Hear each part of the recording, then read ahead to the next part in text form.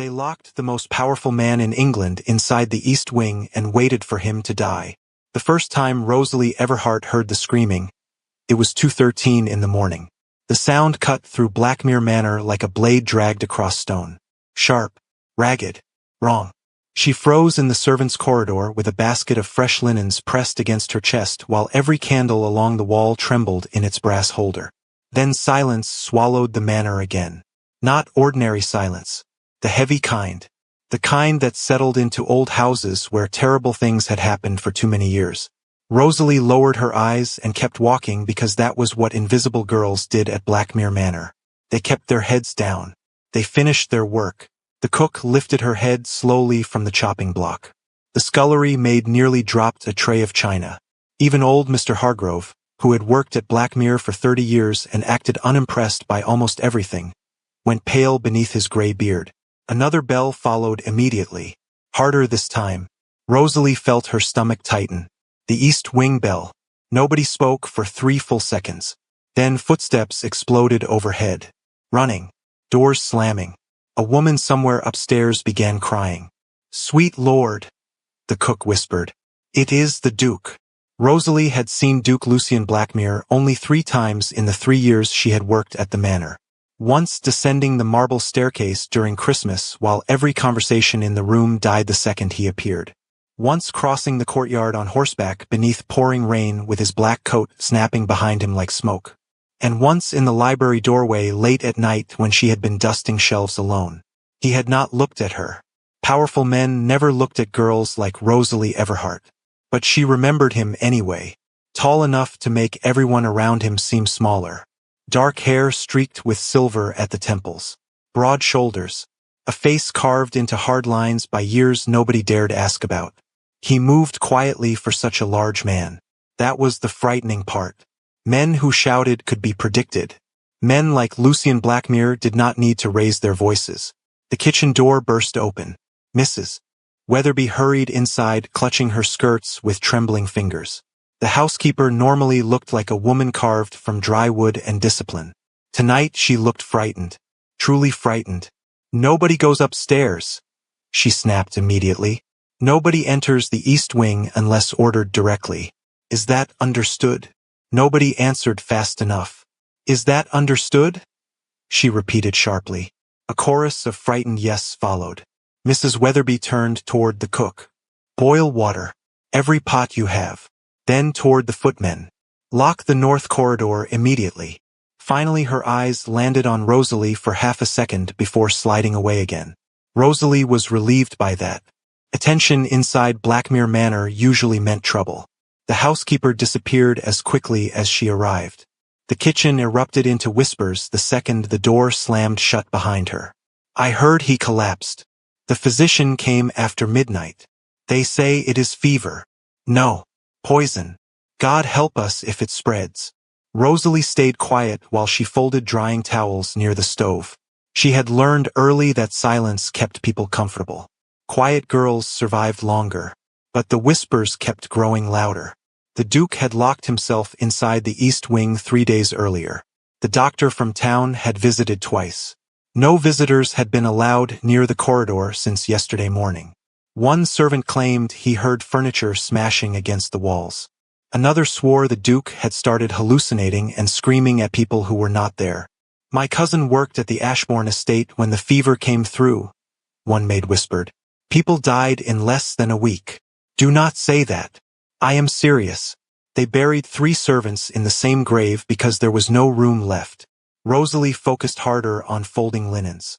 Outside, thunder rolled across the cliffs like distant cannon fire. She wanted the conversation to stop.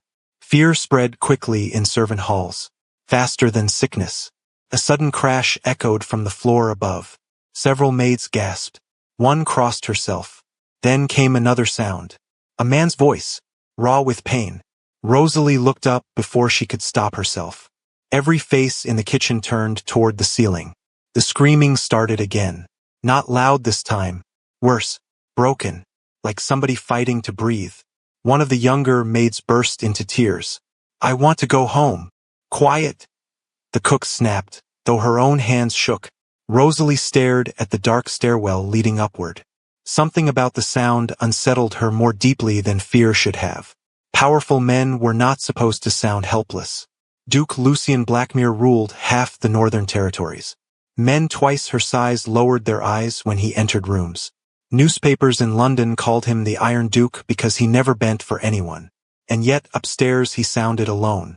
The screaming stopped abruptly. Silence returned once more. Heavy. Suffocating. Then the front doors of the manor slammed open. Voices echoed through the entrance hall. Urgent. Panicked. Rosalie stepped into the corridor beside the kitchen just in time to see two physicians climbing the staircase while servants rushed to carry crates upstairs. Behind them stood Lady Vivian Blackmere wrapped in deep emerald silk despite the hour. Beautiful. Cold. Her diamonds glittered beneath candlelight while everyone else looked terrified. She did not look toward the east wing. She looked annoyed. "Seal the corridor entirely," she told the butler. "No one enters without my permission." "My lady," the butler began carefully. His Grace specifically requested. "I do not care what my brother requested." Her voice cut through the hall like ice. "If the fever spreads through this house, we all suffer for it." Rosalie lowered her eyes instantly, but not before she noticed something strange. Lady Vivian was not frightened. Everyone else looked terrified.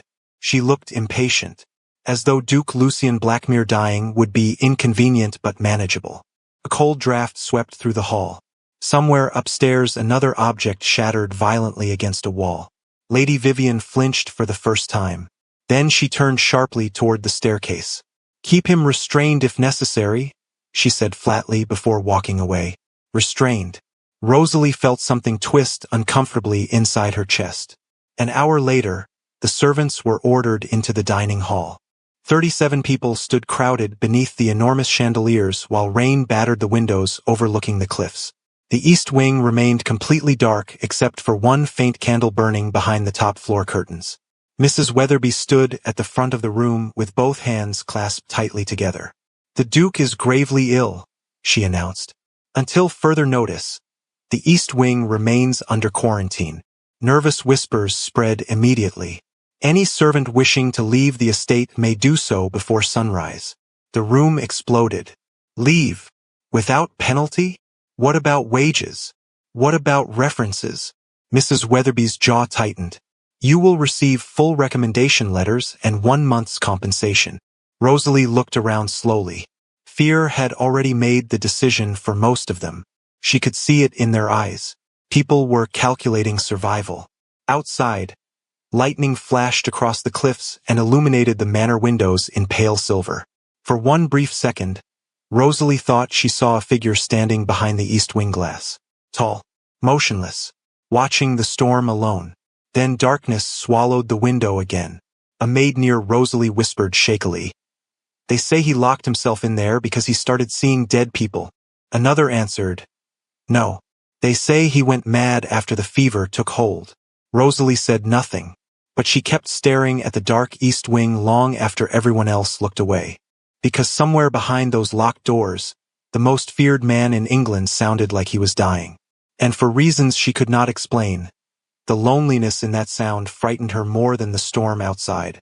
By sunrise, Blackmere Manor had started emptying like a sinking ship. The storm still clawed at the cliffs beyond the estate, but the rain had softened into a cold gray mist that wrapped around the property like smoke. Rosalie stood beside the servants' entrance carrying a crate of firewood when the first carriage rolled away from the manor gates. 2 footmen sat inside beside their wives and children, faces pale beneath heavy wool blankets. Nobody looked back at the house. They looked relieved to escape it. Another carriage followed 20 minutes later. Then another. Horses churned through mud while trunks were loaded in frantic silence across the courtyard. The stable hands avoided eye contact. The maids whispered prayers while tying scarves around their hair. Fear had settled into Blackmere Manor completely now. It lived in every hallway, every staircase, every locked door. Rosalie carried logs through the lower corridor toward the kitchen and nearly collided with Thomas, one of the younger footmen, rushing toward the exit with his coat half-buttoned. "Watch it!" he snapped before recognizing her. His expression softened slightly. "Sorry." Rosalie adjusted the firewood in her arms. "You are leaving?" Thomas gave a humorless laugh. Half the staff already has. He glanced nervously toward the ceiling as though the Duke might somehow hear them from the East Wing. You should go too. Rosalie said nothing. Thomas lowered his voice. I heard the physician tell Mrs. Weatherby the fever is worsening. They cannot get his temperature down. He swallowed hard. One of the nurses refused to enter the room this morning. Another servant hurried past carrying 2 packed suitcases. Rosalie watched him disappear toward the courtyard. Where will you go? She asked quietly. Thomas shrugged. Anywhere that is not here. Then he leaned closer. Do you know what I heard last night? Rosalie wished he would stop talking. Men filled silence with rumors the way frightened children filled darkness with monsters. They say the Duke tried to claw his way out of the bed restraints. Rosalie stiffened slightly. Restraints. Thomas nodded quickly. The fever has made him delirious. He keeps demanding they unlock the doors. Keeps screaming for someone named Daniel. The name lingered strangely in Rosalie's mind. Before she could ask anything else, Thomas hurried away toward the front gates. Rosalie watched him leave through the fog. Another servant gone. Another pair of footsteps disappearing from the manor forever. By 8 o'clock that morning, nearly half the household staff had fled. The kitchen that normally roared with noise and movement now felt hollow. Empty shelves gaped open where servants had taken supplies before leaving. Bring fresh towels to the 3rd-floor storage room. Rosalie nodded immediately. Yes, ma'am. And stay away from the east corridor. The warning came too fast. Too sharp. Weak this time. Barely more than a rasp carried through the corridor. Open the door. If he leaves that room in his condition, he will destroy this house before the fever does. Then she turned away. Her perfume lingered behind after she disappeared down the staircase. Roses and winter spice. Cold. Expensive. Empty. Rosalie remained standing motionless beside the wall long after the corridor fell silent again. The chained doors stared back at her. A prison entrance inside one of the wealthiest manors in England. Another cough echoed faintly from behind the wood. Weaker now. Rosalie swallowed hard and forced herself to continue downstairs. She did not belong near the East Wing. She did not belong near dukes or family secrets or locked corridors. Invisible girls survived by staying invisible. But the image refused to leave her mind. Heavy chains wrapped around the handles from the outside. As though everyone inside Blackmere Manor feared what might happen if Lucian Blackmere escaped. That evening, more servants left.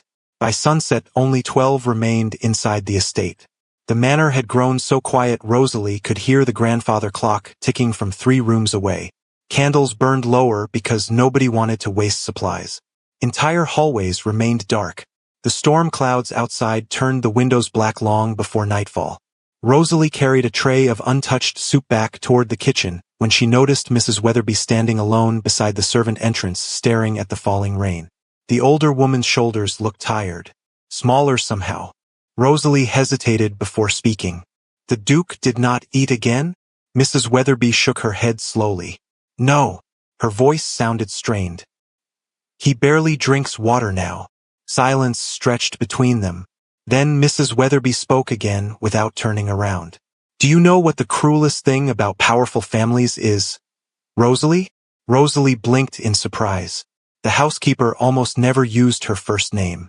No, ma'am. Mrs. Weatherby watched rain slide down the window glass.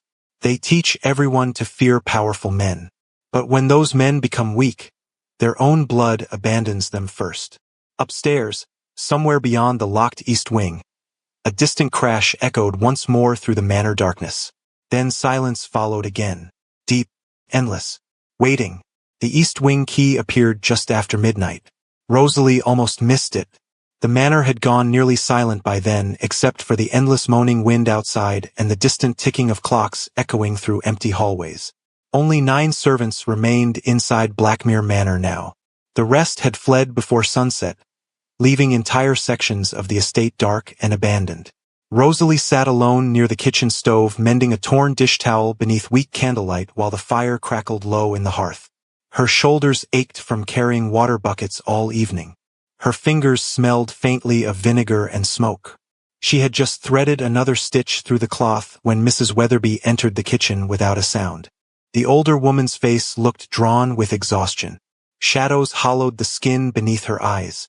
In one hand she carried a lantern. In the other, something small and silver glinted beneath the light. Rosalie lowered the towel slowly. Neither woman spoke at first. Rain tapped softly against the windows. Somewhere above them, a floorboard creaked inside the sleeping manor. Then Mrs. Weatherby crossed the kitchen and placed a heavy iron key onto the wooden table between them. Rosalie stared at it. The key was old, ornate, large enough to fit the chained east wing doors. "What is this?" she asked quietly. Mrs. Weatherby looked toward the dark ceiling before answering. "A mistake," she said tiredly. Rosalie frowned slightly. "Ma'am." The housekeeper pulled out a chair and sat heavily across from her. For the first time since Rosalie had known her, Mrs. Weatherby looked old. Not strict, not frightening, just tired. "I have worked in this house 26 years, she said softly. "I watched Lucien Blackmere grow from a grieving 17-year-old boy into the most feared duke in the north." She paused. "And tonight I listened to his family lock him in a room like an animal." Rosalie looked back down at the key. "The physicians said he is dangerous." Mrs. Weatherby let out a bitter laugh. "No, sick men are inconvenient. There is a difference." The kitchen fire popped sharply. Rosalie folded her hands together tightly in her lap. "Why are you showing me this?" Mrs. Weatherby's eyes met hers directly. "Because nobody else will go near him." Silence stretched heavily between them. Rosalie looked away first. "I am only a maid." "Exactly." The answer came immediately. "You are invisible. You hear things people do not notice you hearing. You move through this house like smoke." Mrs. Weatherby leaned closer. "And unlike the rest of them, you are not cruel." Rosalie swallowed hard. Upstairs, faintly, another weak crash echoed from the east wing. Then coughing followed. Rough, exhausted, human. Mrs. Weatherby closed her eyes briefly at the sound. "Dr. Whitmore left an hour ago," she said. "Lady Vivian dismissed the second physician after dinner. She says continuing treatment is wasting money." Rosalie felt cold spread slowly through her chest. "But he is still alive." "Barely."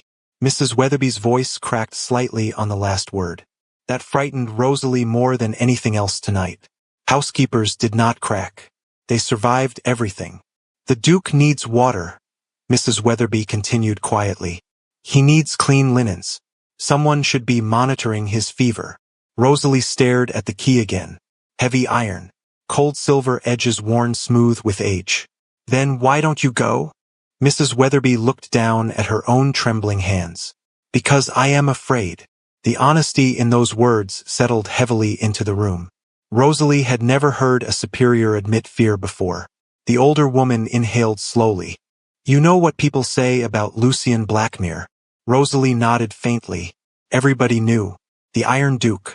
Ruthless. Cold. Dangerous. Men in town lowered their voices when speaking his name. Mothers warned daughters not to stare at him during church services. Newspapers described him like some dark creature built from war and winter storms. Mrs. Weatherby looked toward the staircase leading upward. "But I also know this. 15 years ago, when influenza swept through Blackmere Village, he opened the estate to every sick family in the county." She paused. "And when my husband died, the Duke paid for the funeral himself without telling anyone." Rosalie blinked in surprise. Mrs. Weatherby gave a small tired shake of her head. "Powerful men are rarely gentle. But Lucien Blackmere has never been needlessly cruel." Another silence followed. Then Mrs. Weatherby slid the key slowly across the table toward Rosalie. "If he dies alone in that room, this house deserves to burn." The words settled into Rosalie's chest like stones. Outside, thunder rolled low across the cliffs. She stared at the key for several long seconds.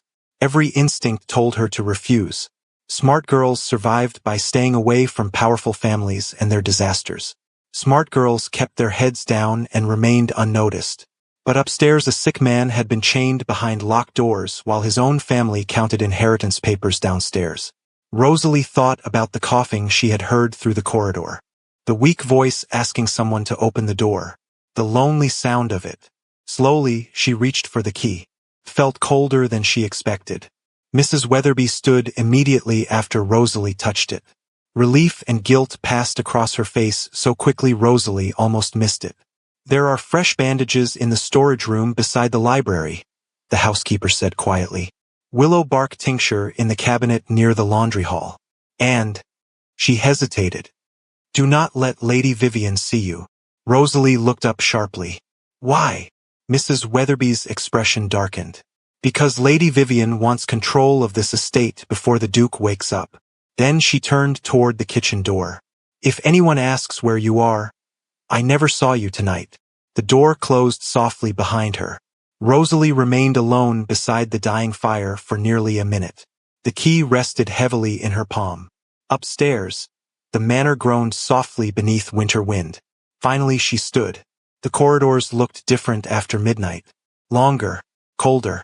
Candle flames flickered weakly against endless dark walls while old portraits watched silently from their gilded frames. Rosalie moved quietly through the sleeping manor carrying fresh towels beneath one arm and a small lantern in her other hand. Her heartbeat sounded too loud in the silence. She passed dark sitting rooms and abandoned hallways where furniture sat covered beneath white cloth like ghosts waiting patiently for spring. The farther north she walked, the colder the manor became. By the time she reached the third floor, frost coated the corners of the windows overlooking the cliffs. The chained east wing doors stood at the end of the corridor exactly where she had left them earlier. Silent, waiting. Rosalie stopped several feet away. Fear crawled slowly through her stomach. Not fear of fever. Fear of crossing a line she could never uncross afterward. Once she opened those doors, she would become part of whatever secret the Blackmere family was trying to bury upstairs. Another sound came from inside the wing. Weak coughing. Then silence again. Rosalie tightened her grip on the lantern and stepped forward. The chains rattled softly when she touched them. The noise echoed sharply through the empty corridor. She froze immediately, listening for footsteps. None came. Slowly she inserted the key into the lock. Metal scraped. The old mechanism groaned loudly before finally releasing with a heavy click. Rosalie swallowed hard. Then she pulled the chains away from the handles one careful inch at a time. The doors creaked open into darkness.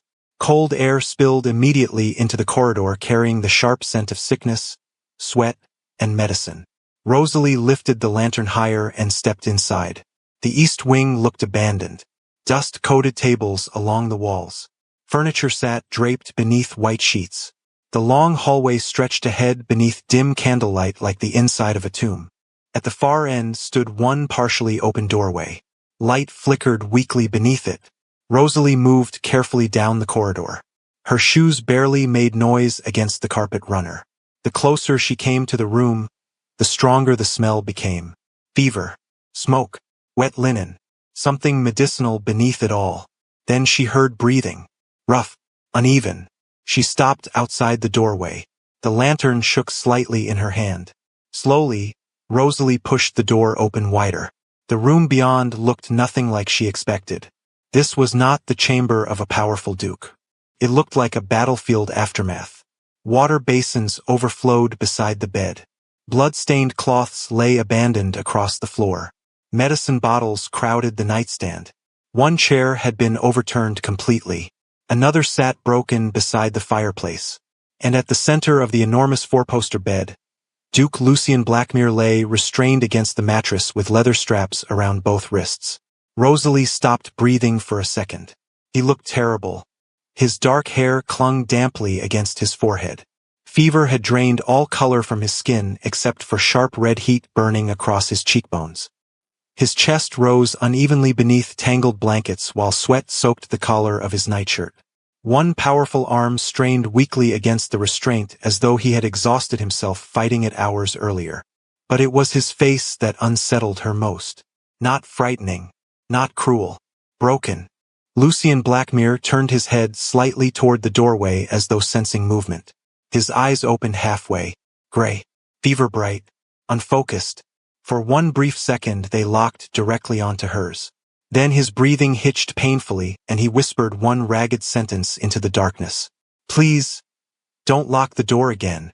Rosalie did not realize she was holding her breath until the Duke started coughing again. The sound tore through the room in rough, uneven bursts that left his chest heaving against the tangled sheets. She set the lantern down immediately and crossed toward the bed before fear could stop her. Up close, the heat rolling off him felt unnatural.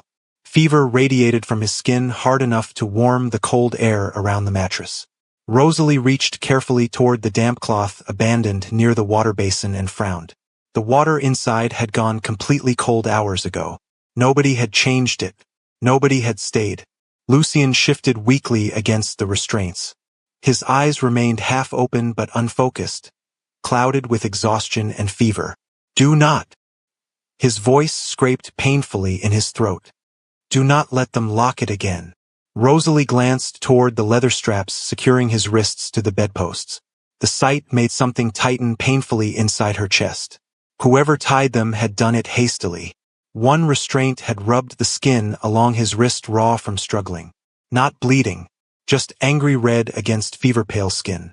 She forced herself to focus. Panic helped nobody. Her grandmother used to say that sick rooms belong to calm people or they belong to death.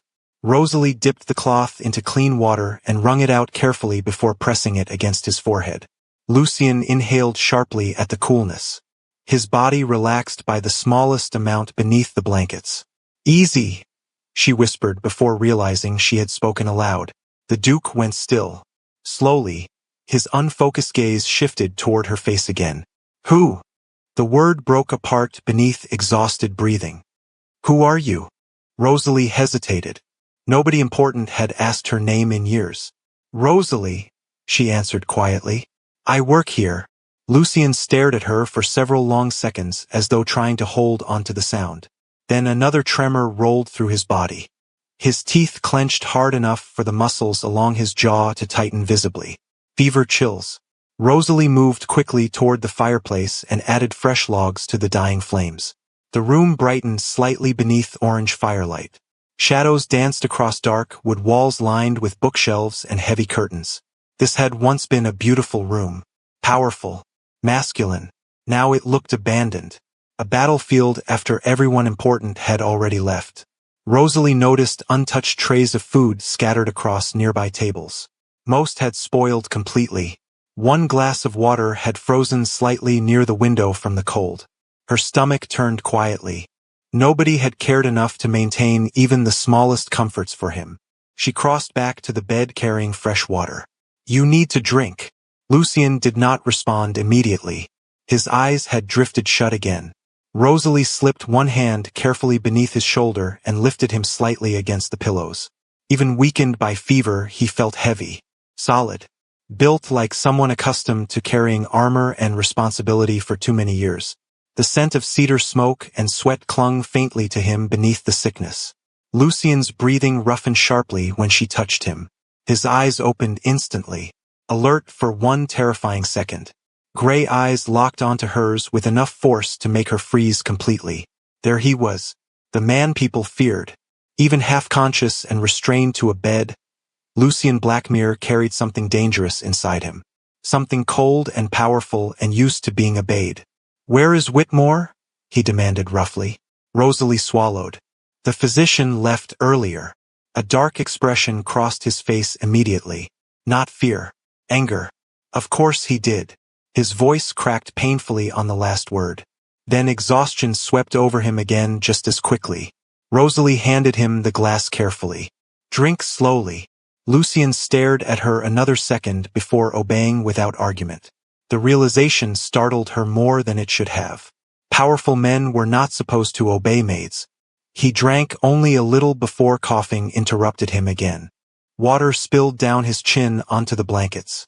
Rosalie grabbed a towel automatically and wiped it away before thinking about what she was doing. The moment her fingers brushed his skin, Lucien went completely still. So did she. The room suddenly felt too quiet, too close. Rosalie pulled her hand back immediately. Sorry. Lucien kept watching her. Fever burned in his eyes, but something else lingered beneath it now. Confusion, maybe, or disbelief. You stayed, he said hoarsely. Rosalie looked down at the towel in her hands. Someone should. The words slipped out before she could stop them. Silence followed. Outside, wind howled against the cliffs hard enough to shake the windows.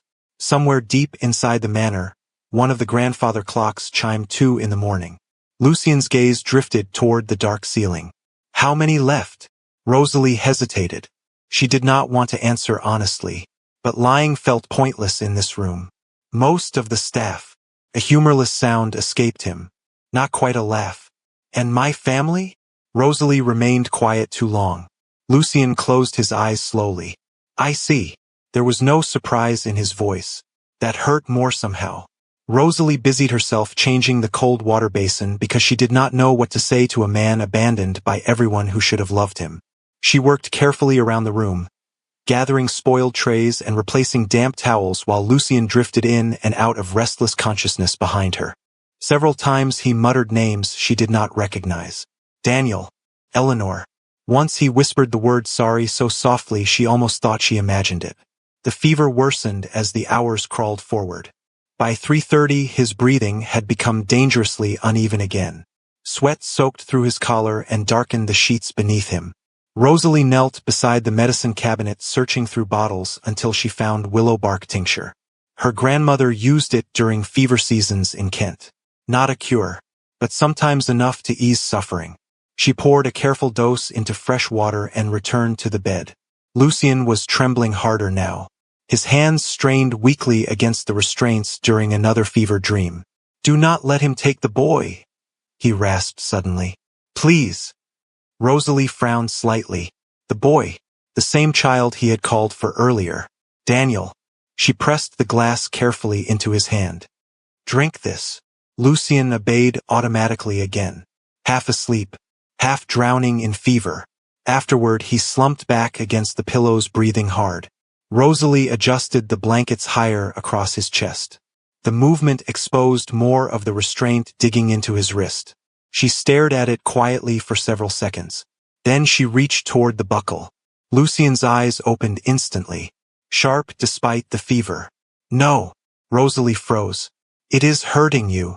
His jaw tightened. Leave them. Why? Lucien looked away toward the dark window. For the first time since entering the room, genuine fear crossed his face. Real fear. Because if they come back while I am delirious. His voice weakened briefly. I might hurt someone. Rosalie stared at him in silence. The words did not sound arrogant. They sounded ashamed. Another tremor passed through his body.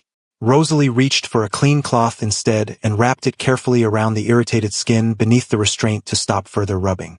Lucien watched her through half-lidded eyes. You are not frightened of me, he murmured eventually. Rosalie focused on tying the cloth gently into place. I think you are more frightened than I am right now.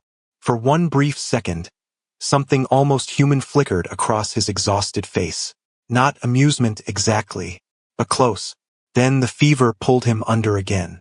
Near dawn, Rosalie finally noticed the injection marks. 3 small bruises lined the inside of Lucien's left arm just beneath the sleeve of his nightshirt. Fresh, precise. Her stomach tightened immediately. She touched one lightly with careful fingers. Not accidental. Deliberate. Lucien stirred weakly beneath her hand. Whitmore. He whispered bitterly through the fever haze. Rosalie looked toward the medicine bottles cluttering the nearby table. Her grandmother had once warned her about physicians who treated wealthy patients like experiments instead of people. Too much medicine could break a body faster than sickness itself. Another cold feeling slid slowly through her chest. She glanced back at Lucien sleeping restlessly against the pillows. The restraints, the locked doors, the injections. None of it felt right anymore. A sudden sound interrupted her thoughts. Footsteps. Somewhere beyond the east wing corridor. Rosalie extinguished the lantern instantly and turned toward the doorway. The footsteps paused outside the room. Her pulse hammered painfully. Then came the faint rattle of chains at the far entrance to the east wing. Someone checking the locks. Rosalie remained frozen beside the bed while silence swallowed the corridor again. Several seconds passed. Then the footsteps retreated slowly into the manor darkness. Only after they disappeared completely did Rosalie breathe again. Behind her, Lucien shifted weakly against the pillows. His fever-bright eyes opened halfway. He looked directly at her through the darkness and whispered one rough, exhausted sentence. "Do not let them send me back to sleep." Morning arrived without sunlight. Thick gray clouds swallowed the sky above Blackmere Manor completely, turning the windows pale and colorless like old bones. Rosalie had not slept. She sat beside the dying fireplace in the east wing chamber with a damp cloth folded between tired hands while Duke Lucien Blackmere drifted through another restless fever dream behind her. The room smelled of smoke, medicine, and rain-soaked stone. Every few minutes the old manor creaked beneath winter wind sweeping across the cliffs outside. Rosalie stared into the fire and tried not to think about the footsteps from the corridor hours earlier. Someone had checked the chains. Someone wanted to make certain the Duke remained locked inside this room. Lucien stirred suddenly against the pillows. His breathing roughened. Rosalie crossed to the bed immediately. Fever still burned through him, though slightly less violently than before. She touched the back of her fingers lightly against his forehead. Hot, but not burning like earlier in the night. The willow bark had helped a little. His eyes opened slowly beneath dark lashes damp with sweat. This time they focused on her almost immediately. Gray. Sharp despite exhaustion. "You are still here." His voice sounded rough from fever and disuse. Rosalie reached for the water glass beside the bed. "You needed someone to monitor your fever." Lucien watched her quietly while she helped him sit up enough to drink. Morning light filtered weakly through heavy curtains behind him, painting sharp silver across the hard angles of his face. Without the violence of fever twisting his expression, he looked different today. Older maybe, more tired. The frightening edge remained. She doubted it would ever disappear completely. But beneath it she could finally see the weight of exhaustion carved into him. Lucien drank slowly this time. His hand trembled slightly around the glass. "How long?" he asked. "Since yesterday evening." His jaw tightened faintly. "No. How long have I been locked in here?" Rosalie hesitated. 3 days. Silence followed immediately. Lucien stared toward the frost-covered windows without speaking. Rosalie saw the answer settle inside him piece by piece. The missing time, the abandoned room, the restraints. His family had left him here long enough for dust to gather on untouched furniture. Long enough for food trays to rot beside the fireplace. "Whitmore drugged me," he said finally. Not confusion. Certainty. Rosalie looked toward the faint bruises along his arm.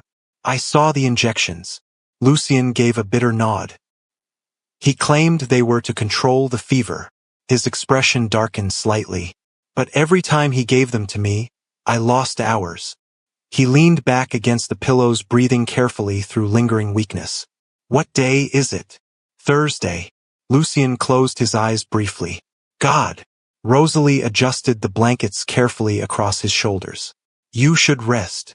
A humorless sound escaped him. "Rest appears to be the one thing everyone in this house is determined to force upon me." Despite herself, Rosalie almost smiled. The expression vanished quickly before he noticed. But Lucien noticed anyway. His fever-dulled gaze lingered on her face a second longer than before. "Rosalie Everhart," he murmured quietly. Hearing her full name in his voice startled her more than it should have. Nobody at Blackmere Manor used servants' surnames. "Yes, Your Grace." Lucien studied her silently. "How long have you worked here?" 3 years. 3 years, he repeated softly. His eyes drifted slowly around the room. "And I never knew your name." The words landed heavier than she expected. Not arrogance. Regret. Rosalie looked down at the towel in her hands. "That is normal for houses like this." Lucien frowned faintly. "No, it should not be." Another silence stretched between them. Outside, distant thunder rolled softly across the cliffs. Rosalie moved toward the fireplace to add fresh wood while Lucien watched her in quiet thought. The room felt different now that he was more awake. Less like a sick room. More dangerous somehow. This was the real Lucien Blackmere emerging beneath the fever. Intelligent. Observant. A man accustomed to controlling every room he entered. Even weakened by illness, he missed very little. "You are not frightened of me either," he said eventually. Rosalie glanced back toward him. "I was." Past tense. She adjusted another log carefully into the fire. You look less frightening when someone abandons you in a locked room. Lucien stared at her for several seconds after that. Then something unexpected happened. He laughed. Quietly. The sound roughened into a cough halfway through, but it was unmistakably a laugh. Rosalie froze in surprise. She had never imagined the Iron Duke laughing. Lucien leaned back against the pillows, breathing harder after the coughing fit subsided. You speak honestly, he said. That is rare in this house. Rosalie lowered her eyes. Most people are careful around powerful men. And you are not? I am a maid. She shrugged faintly. People do not usually notice what I say. Something unreadable crossed Lucien's face at those words. Before he could answer, footsteps echoed faintly somewhere beyond the East Wing corridor. Rosalie stiffened immediately. Lucien noticed at once. Who? I do not know. She extinguished one of the nearby candles instinctively. Both listened carefully while the footsteps approached slowly through the corridor outside. Then voices followed. Lady Vivian. Rosalie recognized the cold, smooth tone instantly. The solicitor arrives by noon, Lady Vivian was saying. I want every document prepared before then. Another voice answered nervously. My lady, perhaps we should wait. If his grace recovers. He will not. The certainty in her voice chilled the room instantly. Rosalie glanced toward Lucien. His expression had gone completely still. Dangerous stillness. The estate transfers become complicated if he remains alive but incapacitated. Lady Vivian continued calmly outside the door. We must act before the physicians change their opinions. Lucien's hand tightened slowly against the blankets. Rosalie could almost feel anger radiating from him now. Cold. Controlled. Worse than shouting. The voices outside moved farther down the corridor. Then silence returned again. Lucien stared toward the doorway for a long time after the footsteps disappeared. Interesting, he said quietly. Rosalie looked toward him carefully. Your Grace. He turned his head slowly toward her. Fever still weakened him physically, but the sharp intelligence in his eyes had fully returned now. Vivian never makes financial decisions before consulting attorneys. His voice remained calm, too calm. If she summons solicitors before my death certificate exists. He stopped speaking abruptly. Rosalie felt unease twist slowly through her stomach. You think something is wrong. Lucien looked toward the injection bruises along his arm. I think my sister intends to inherit Blackmere before I wake up. The room suddenly felt colder despite the fire. Rosalie crossed toward the medicine table again and began organizing bottles simply to steady her thoughts. One label caught her attention immediately. Laudanum. Another unfamiliar vial sat beside it without markings. Half empty. She picked it up carefully. Lucien noticed instantly. What is that? I do not know. She uncorked it slightly and frowned. Bitter smell. Metallic underneath. Wrong somehow. Lucien's expression darkened further. Whitmore brought that bottle 2 nights ago. Rosalie set it down carefully. Her pulse had begun beating faster again. Everything about the East Wing felt wrong now. The restraints. The injections. The locked doors. The hurried solicitors. None of it resembled ordinary illness anymore. Lucien shifted against the pillows with visible effort. Help me stand. Rosalie turned immediately. No. His eyebrows lifted slightly. No. You nearly collapsed drinking water 20 minutes ago. I need to see the study. You need to stay alive first. The answer slipped out before she could soften it. Lucien stared at her in stunned silence. Probably because nobody spoke to dukes that way. Rosalie regretted the words instantly. Sorry. I only meant. No. Lucien interrupted quietly. You meant exactly what you said. His gaze lingered on her face again. Searching. Measuring. Then unexpectedly he obeyed. He leaned back against the pillows instead of arguing further. The realization unsettled Rosalie more than his anger would have. Powerful men were not supposed to listen to servants. Another hour passed slowly. Rosalie changed fresh cloths across his forehead and forced him to eat several spoonfuls of broth despite his irritation. Outside, the storm finally began weakening into light freezing rain. pale morning light filtered farther into the room now, revealing more details hidden during the night. Books stacked carelessly near the fireplace. A silver-framed photograph turned face down on the desk. Mud still dried along Lucien's boots near the doorway, as though he had entered the room only briefly before collapsing days ago. Rosalie crossed quietly toward the desk while Lucien rested with eyes closed. She adjusted a fallen stack of papers automatically. Then voices drifted faintly upward through the floorboards below. Men talking in the main hall. One voice belonged to Lady Vivian. Another sounded unfamiliar. Rosalie moved closer toward the heating vent near the wall instinctively. "Cannot delay much longer," Lady Vivian was saying downstairs. "If the Duke dies intestate." The unfamiliar man lowered his voice too much for Rosalie to hear clearly. Then Lady Vivian answered sharply. "The staff will say nothing. Most already fled." Rosalie's stomach tightened. Papers rustled below. "And the maid?" the man asked faintly. Rosalie froze completely. Silence followed downstairs. Then Lady Vivian laughed softly. Cold. Dismissive. "Servants are furniture, Mr. Carter. Nobody notices them." Upstairs in the East Wing chamber, Lucien Blackmere slowly opened his eyes and looked directly at Rosalie standing beside the vent. The room remained silent for one long terrible second.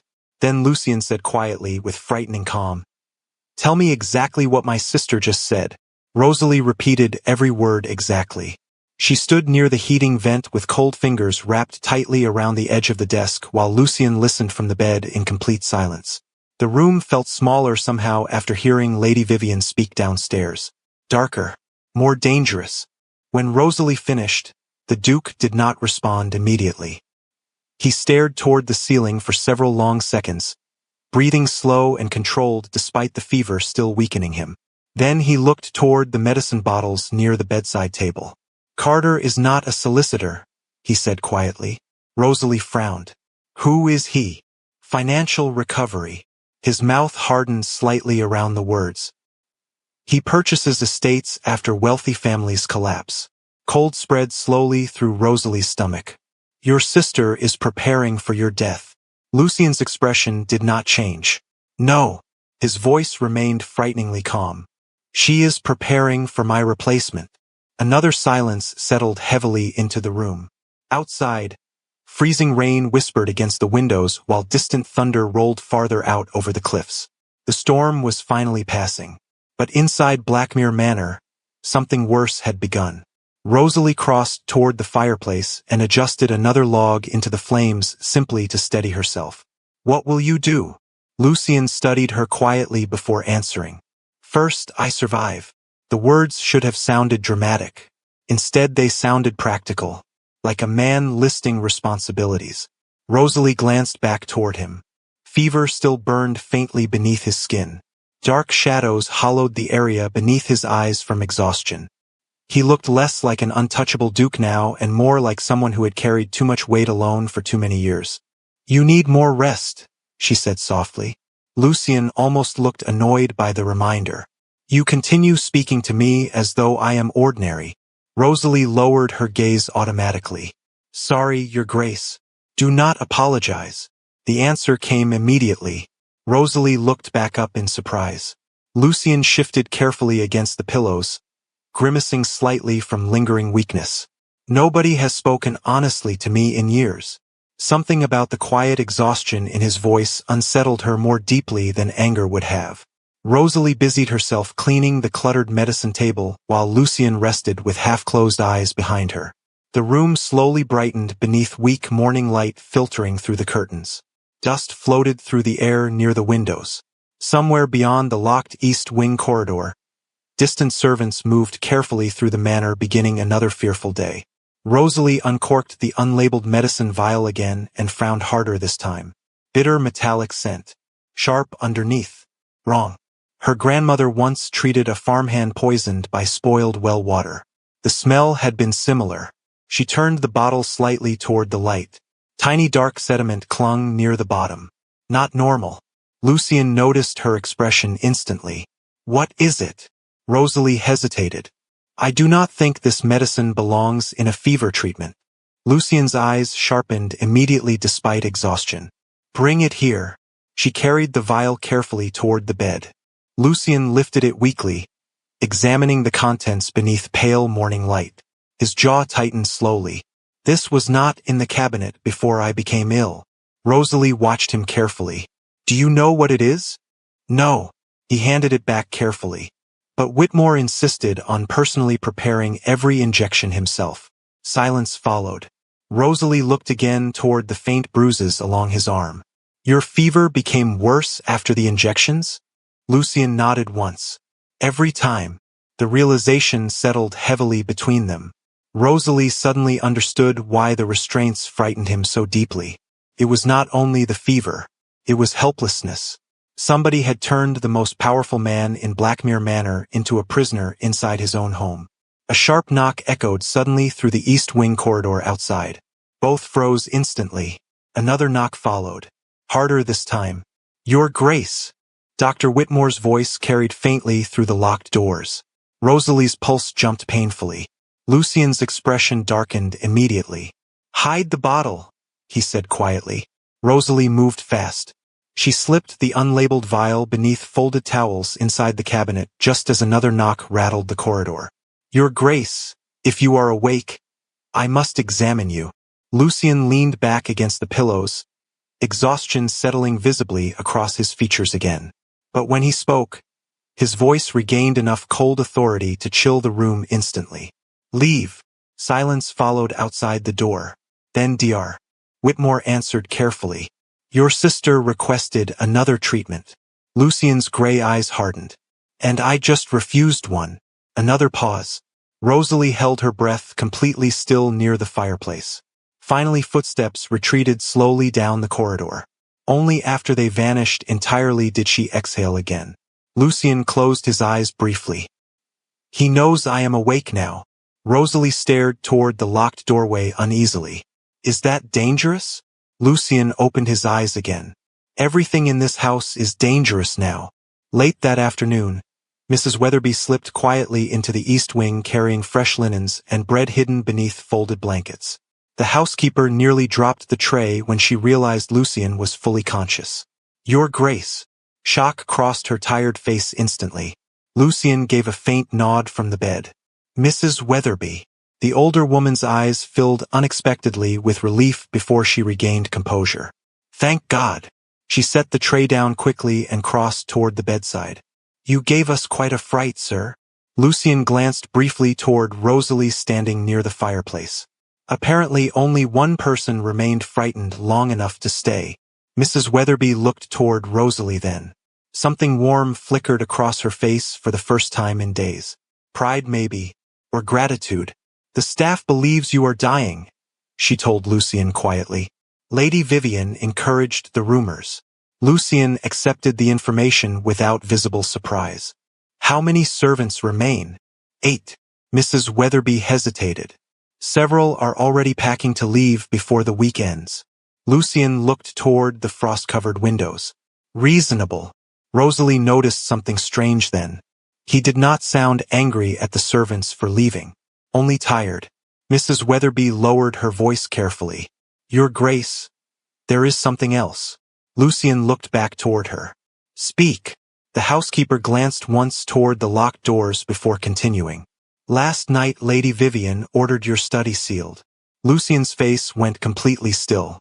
Rosalie had begun recognizing that expression now. Stillness before danger. Who gave the order? Mr. Carter. Mrs. Weatherby's hands tightened together. They removed account books before dawn. Lucian's breathing slowed carefully. Too carefully. How many ledgers? 3. Rosalie watched understanding settle slowly across his face. Whatever those books contained mattered. A great deal. Mrs. Weatherby continued nervously. And this morning, one of the downstairs clerks disappeared. Rosalie frowned slightly. Disappeared. The housekeeper nodded. No note. No luggage. His room was empty by breakfast.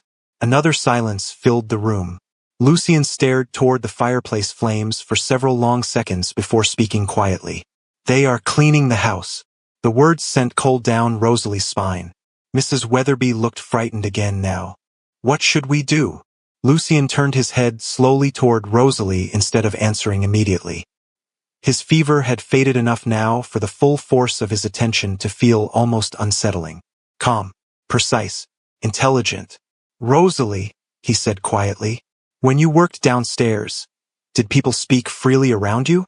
She blinked slightly. Usually. Why? The answer came automatically. Because servants are invisible. Something cold flickered behind Lucien's eyes. Good. Rosalie frowned faintly. Good was not the word she would have chosen. Lucien shifted carefully upright despite visible exhaustion. I need information before Vivian realizes I am thinking clearly again. Mrs. Weatherby immediately looked alarmed. Your Grace, you can barely stand. Then I will think sitting down. His gaze remained fixed on Rosalie. And she will listen. The room went silent. Rosalie stared at him in disbelief. Me? You move through this manner unnoticed. Lucien's voice stayed calm. Nobody fears maids. That makes them dangerous. Rosalie opened her mouth to protest but stopped. Because he was right. She had spent 3 years fading quietly through Blackmere Manor while wealthy people discussed secrets directly in front of her face. Nobody remembered servants afterward. They remembered chandeliers and wine and each other. Never the girl replacing candles beside the wall. Lucien watched her carefully. Can you do it? Rosalie looked down at her roughened hands. Then toward the locked doors. Then back at the exhausted man abandoned inside his own home while his family prepared to erase him completely. Yes, she answered softly. Lucien studied her for one long quiet moment. Then something shifted slightly in his expression. Respect perhaps. Or trust beginning where neither expected it. A sudden crash exploded somewhere deep below the manor. All three startled instantly. Voices erupted faintly downstairs. Running footsteps followed. Mrs. Weatherby turned sharply toward the corridor. What now? Another sound echoed upward through the heating vents. Smoke alarms. Rosalie smelled it a second later. Burning paper. Lucien's face hardened immediately. The records room. Mrs. Weatherby's eyes widened in horror. Dear God! Lucien swung his legs weakly toward the edge of the bed despite the fever still draining color from his face. Rosalie moved toward him instantly. What are you doing? His gray eyes locked onto hers with sudden cold intensity. If Vivian is burning records now, he pushed himself shakily upright. Then she is afraid of what they contain. Smoke reached the east wing before the shouting did. Thick, bitter. Burning paper carried through the heating vents and curled slowly beneath the locked doors like a warning. Rosalie moved instinctively toward the corridor while Lucien forced himself upright against the side of the bed with visible effort. The movement nearly dropped him back onto the mattress. His hand tightened hard against the carved bedpost as dizziness swept across his face. Rosalie crossed to him immediately. You cannot go downstairs like this. Watch me. His voice sounded rough but steady enough to send a chill through the room anyway. He pushed himself to standing before she could argue further. The effort left him pale beneath the fever. One hand braced against the edge of the desk while his breathing turned uneven for several seconds. Rosalie stared at him in disbelief. The Iron Duke looked one strong wind away from collapsing. Yet somehow the room still bent around his presence. Even weak, Lucien Blackmere carried authority like other men carried weapons. Mrs. Weatherby moved quickly toward the doorway. I will see what happened.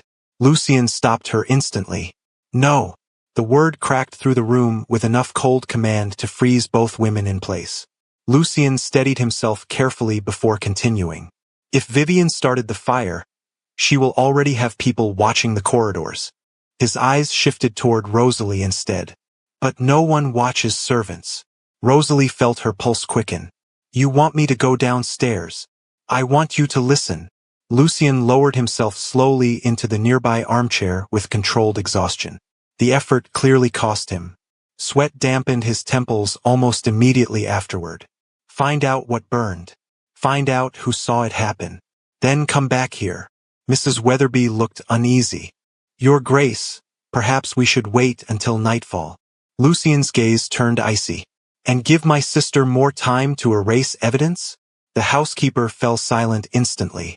Rosalie hesitated only another second before nodding. I will go. Lucian looked toward her carefully. Do not take risks. Something about the quiet seriousness in his voice unsettled her unexpectedly. She lowered her eyes quickly. Yes, Your Grace. The corridors below had become chaos by the time Rosalie reached the first floor. Smoke still lingered faintly through the southern hallways while frightened servants rushed between rooms carrying water buckets and damp cloths. Somewhere near the west corridor, two footmen argued loudly about whether the fire had spread into the archives. Nobody noticed Rosalie moving quietly through the confusion with her head lowered and a basket of linens balanced against one hip. Invisible girls belonged in busy hallways. That was the advantage. People stopped seeing servants once they carried cleaning supplies. Rosalie reached the records corridor just as Dr. Whitmore emerged from the smoke-darkened doorway, adjusting his gloves nervously. His silver hair looked damp with sweat despite the cold manor air. Behind him, Mr. Carter spoke sharply to one of the remaining staff. Everything damaged must be removed immediately. Rosalie slowed her pace without appearing to stop. The records room door stood open several feet away. Inside, blackened papers littered the stone floor, while smoke curled faintly from a ruined filing cabinet. The fire had been contained quickly. Too quickly. Almost controlled. Dr. Whitmore lowered his voice carefully toward Carter.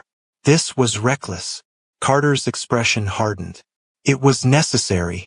And if the Duke survives? Carter glanced sharply toward the surrounding servants before answering quietly.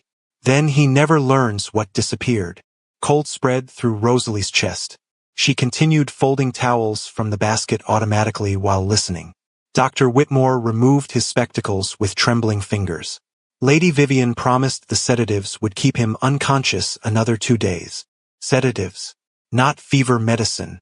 Sedatives. Rosalie kept her face lowered carefully. Carter's tone sharpened. Then perhaps you should have increased the dosage. Dr. Whitmore looked suddenly horrified. I never agreed to kill him. No. Carter's expression turned cold. You only agreed to weaken him until legal control transferred. Rosalie felt her grip tighten invisibly around the towels. Footsteps echoed suddenly from the nearby corridor. Lady Vivian appeared moments later wearing dark burgundy silk and irritation sharp enough to cut through the smoke-filled air. Why are servants still standing here? She demanded instantly. Everyone scattered immediately. Rosalie lowered her head further and moved toward the hallway beside the laundry room. But she slowed just enough to keep hearing the conversation behind her. The fire destroyed only half the ledgers, Carter muttered. Several transaction books survived. Lady Vivian's jaw tightened visibly. Then burn the rest tonight. Dr. Whitmore stepped back immediately. No more fires. Lady Vivian rounded on him with icy fury. Then perhaps you should have ensured my brother remained unconscious long enough for this transition to finish cleanly. Rosalie nearly stopped walking. Transition. Not recovery.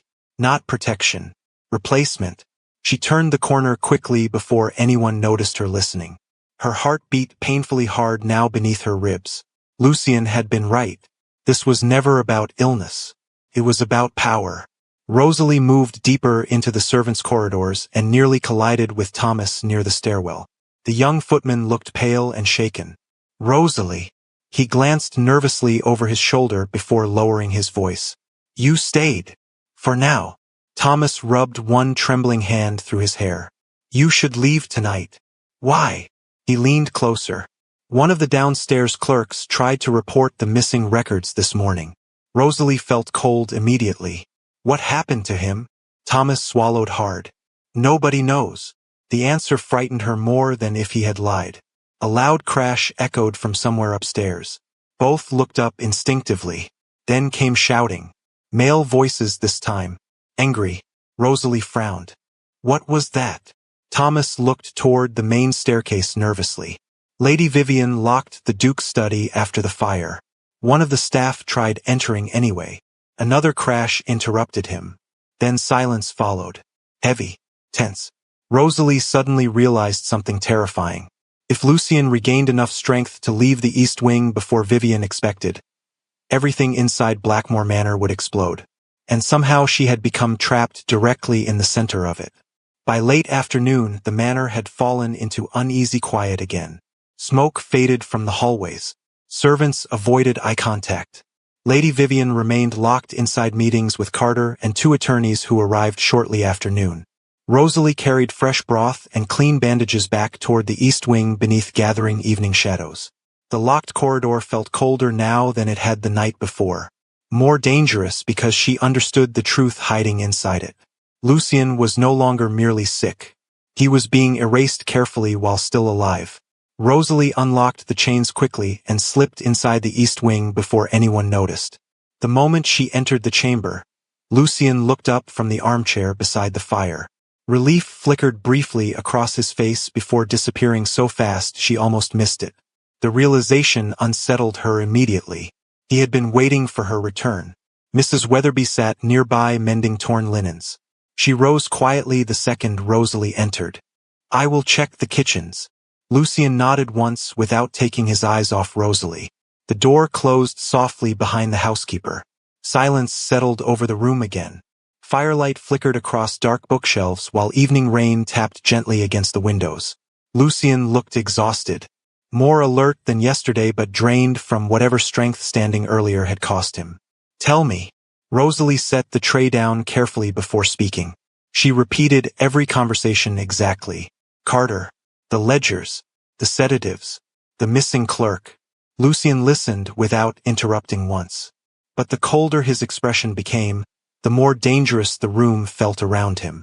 When she finished, silence stretched heavily between them. Lucien stared into the fireplace for several long seconds before speaking quietly. "Whitmore always hated debt." Rosalie blinked slightly. "What?" "His gambling debts nearly destroyed him 4 years ago." Lucien's voice remained calm. Too calm. "Vivian paid them." Understanding settled slowly through Rosalie's chest. "She bought him." Lucien nodded once. "And Carter buys ruined estates after wealthy families collapse." He leaned back carefully against the chair. "Together they create very profitable disasters." The fire cracked sharply between them. Rosalie looked toward the surviving ledgers stacked across the desk nearby. What was in the records they burned? Lucien's gray eyes lifted slowly toward her. "Proof. Of what?"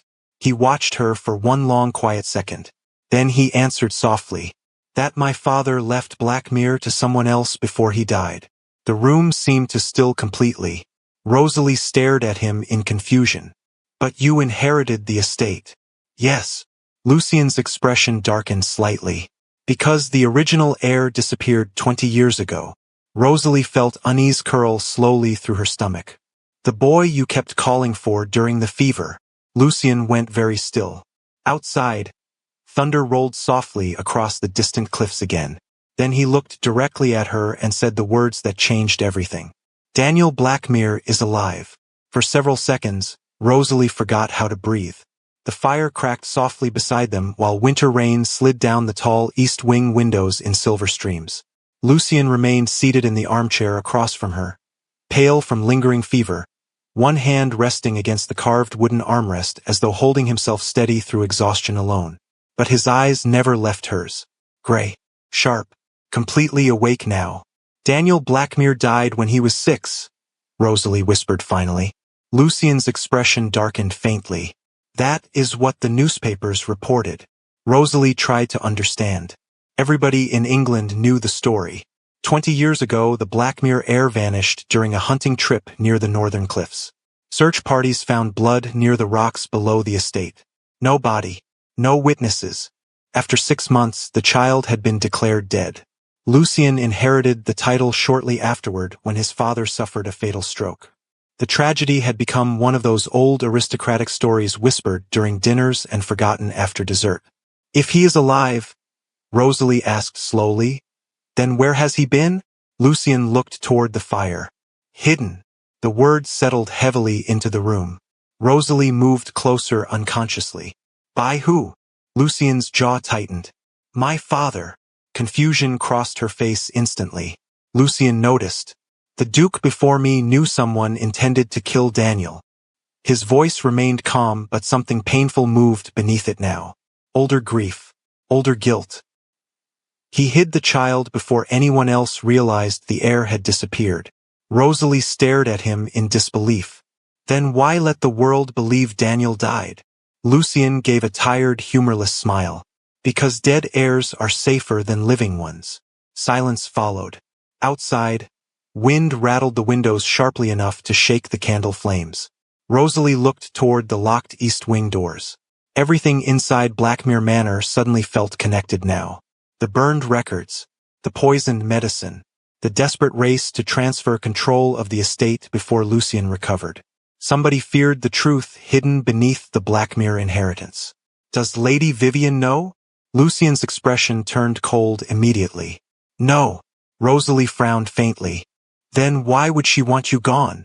Lucien leaned back slowly against the chair, exhaustion pulling shadows deeper beneath his eyes. Because she believes I changed my will recently. Rosalie waited quietly. Lucien looked toward the dark bookshelves lining the room. 3 months ago I began moving portions of Blackmere holdings into protected trusts. Why? Because someone started stealing from the estate years ago. His gaze returned to hers. And I finally realized the theft reached deeper than money. Rosalie thought about the missing ledgers downstairs. The controlled fire. Carter. Whitmore. It all pointed toward something larger than inheritance. Something organized. You think your sister discovered the changes to the will? Lucien nodded once. And she panicked. The room fell quiet again. Rosalie crossed slowly toward the tea tray and poured fresh water into a clean basin, simply to steady her thoughts. The Duke watched her in silence while she worked. After several moments, he spoke again. I never intended for you to become involved in this. Rosalie paused slightly beside the table. I opened the east wing door myself. You should not have had to. The quiet honesty in his voice unsettled her more deeply than anger would have. Rosalie looked down at the cloth in her hands. I could have left like everyone else. Lucien studied her for a long moment. But you did not. No accusation. No praise. Just truth. Something warm and uncomfortable shifted inside her chest unexpectedly. She changed the subject too quickly. If Daniel is alive, does he know who he is? Lucien's eyes darkened slightly. No. You are certain? My father hid him with another family outside London under a different surname. Rosalie stared at him. And only you knew? Lucien gave a faint nod. My father told me the truth before he died. The firelight flickered across his face, revealing exhaustion that went far beyond illness now. He made me swear Daniel would remain hidden until the people responsible for his disappearance were gone. Rosalie lowered herself slowly into the chair across from him. You think those people are still inside this house?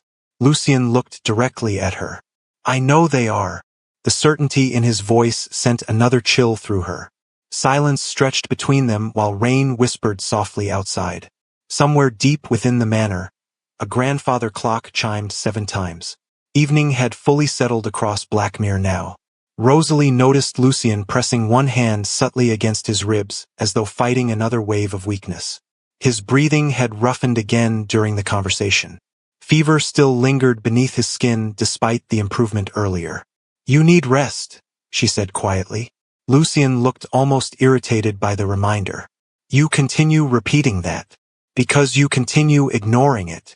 To her surprise, another faint almost laugh escaped him. Short, roughened by exhaustion, but real. Rosalie stared slightly. The expression softened the severe lines of his face for only a second before disappearing again. You are difficult, Miss Everhart. So are you. Lucien watched her quietly after that. Not with the distant indifference powerful men usually reserved for servants. Something else now. Something more focused. Rosalie suddenly became painfully aware that they were alone together in a locked east wing while darkness settled across the manor outside. She stood too quickly and moved toward the medicine cabinet. You should take more water. Lucien did not argue this time. That unsettled her almost more than the silence. She poured fresh water carefully while he watched the fire in tired thought. What happens if Lady Vivian discovers you are awake? She asked eventually. Then she accelerates whatever plan she already started. Rosalie handed him the glass carefully. And what do we do? Lucien took a slow drink before answering. We find Daniel before Vivian realizes he exists. Rosalie felt unease tighten slowly through her stomach. How? Lucien looked toward the desk beside the fireplace. There was a second ledger hidden inside my study. The one they locked. Yes. His gaze hardened slightly. It contains the location of the family who raised Daniel. Rosalie understood immediately. The burned records downstairs had not been random. Vivian and Carter were searching for something specific. They simply had not found the correct ledger yet. If they discovered Daniel, she could not finish the sentence aloud. Lucien did it for her. Then the last true Black Mirror heir disappears permanently. The fire crackled sharply between them. Rosalie looked down at the water glass trembling slightly in her hands. This had grown far beyond estate theft and forged documents. A child had been hidden for 20 years while powerful people waited for the chance to erase him completely. Footsteps suddenly echoed faintly outside the East Wing corridor. Both froze instantly. Rosalie extinguished 2 nearby candles without thinking while Lucien straightened slightly in the chair despite exhaustion. The footsteps approached slowly this time. Deliberate. Then stopped directly beyond the locked doors. Silence. Rosalie held her breath completely still. A voice finally drifted through the corridor. Carter. The housekeeper claims the Duke remains unconscious. Another voice answered quietly. Dr. Whitmore. His fever should have worsened again by now. Carter lowered his tone further. Then perhaps someone interrupted the treatment schedule. Rosalie's pulse hammered painfully hard. Lucien's expression went dangerously still. The footsteps moved again. Closer now. Chains rattled softly at the far entrance to the East Wing. Testing the locks. Rosalie looked instinctively toward Lucien. He raised one finger silently toward his lips. Another long silence followed. Then Carter spoke again outside the doors. Double the watch tonight. Dr. Whitmore sounded nervous. You think someone entered the wing? I think rich men do not survive this long by accident. Rosalie felt cold spread through her chest. Carter continued quietly. And if Lucien Blackmere wakes before the transfer papers are signed? The rest of the sentence disappeared beneath another rattling chain.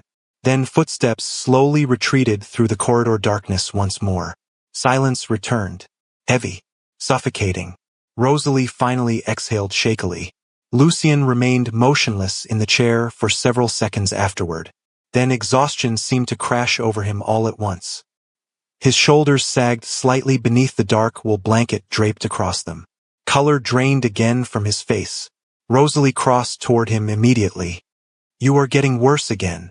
Lucien closed his eyes briefly. No. His voice sounded rough now. Just tired. But she saw his hand trembling faintly against the armrest. Fever had begun climbing again beneath his skin. She touched his forehead gently. Hotter than an hour ago. Concern tightened through her chest immediately. You need to lie down. This time Lucien did not argue at all. That frightened her more than the fever. Rosalie helped him carefully back toward the bed. Even weakened, he remained heavy with solid strength beneath the fever and exhaustion. One arm settled briefly around her shoulders for balance as they crossed the room.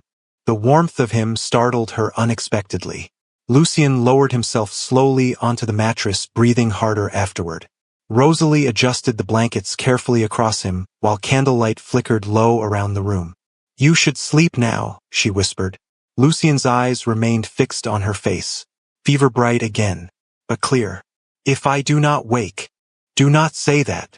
The sharpness in her voice surprised both of them. Silence followed instantly.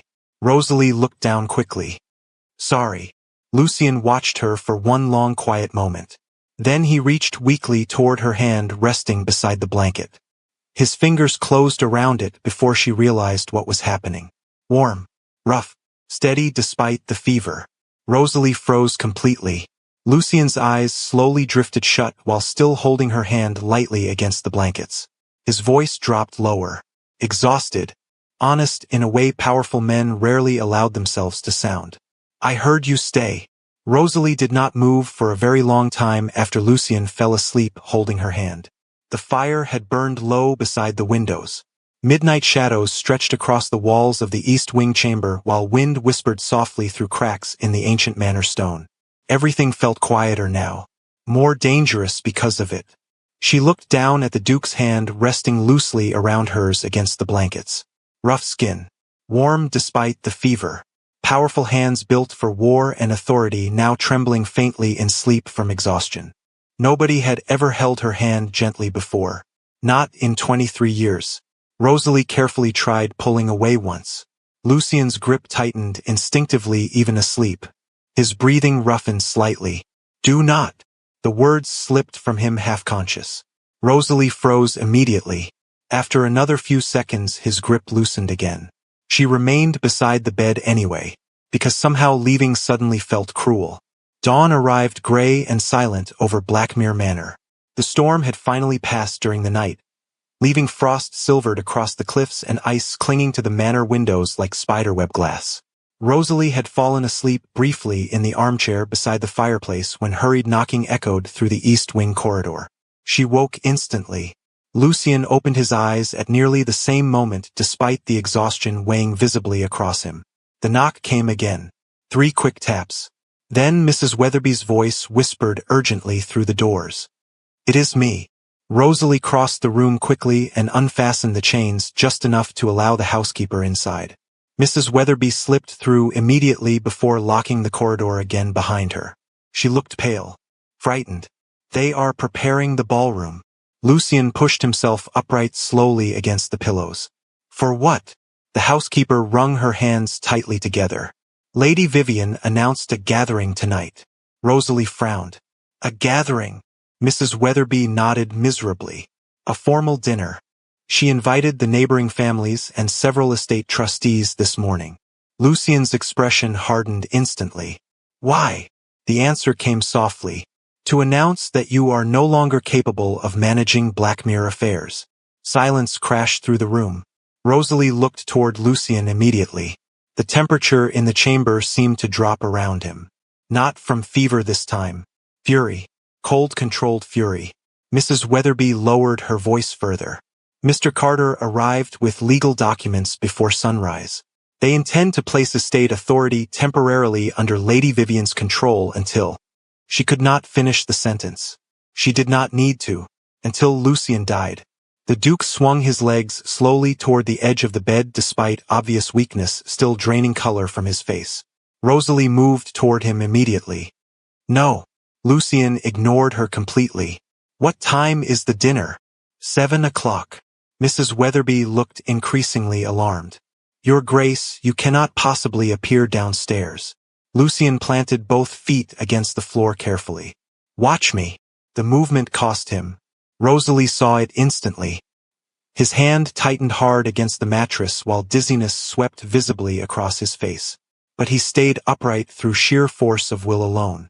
That frightened her more than the fever ever had. Men like Lucien Blackmere did not collapse because they refused to believe collapse was an option. Rosalie crossed closer instinctively. "You are still sick." "Yes."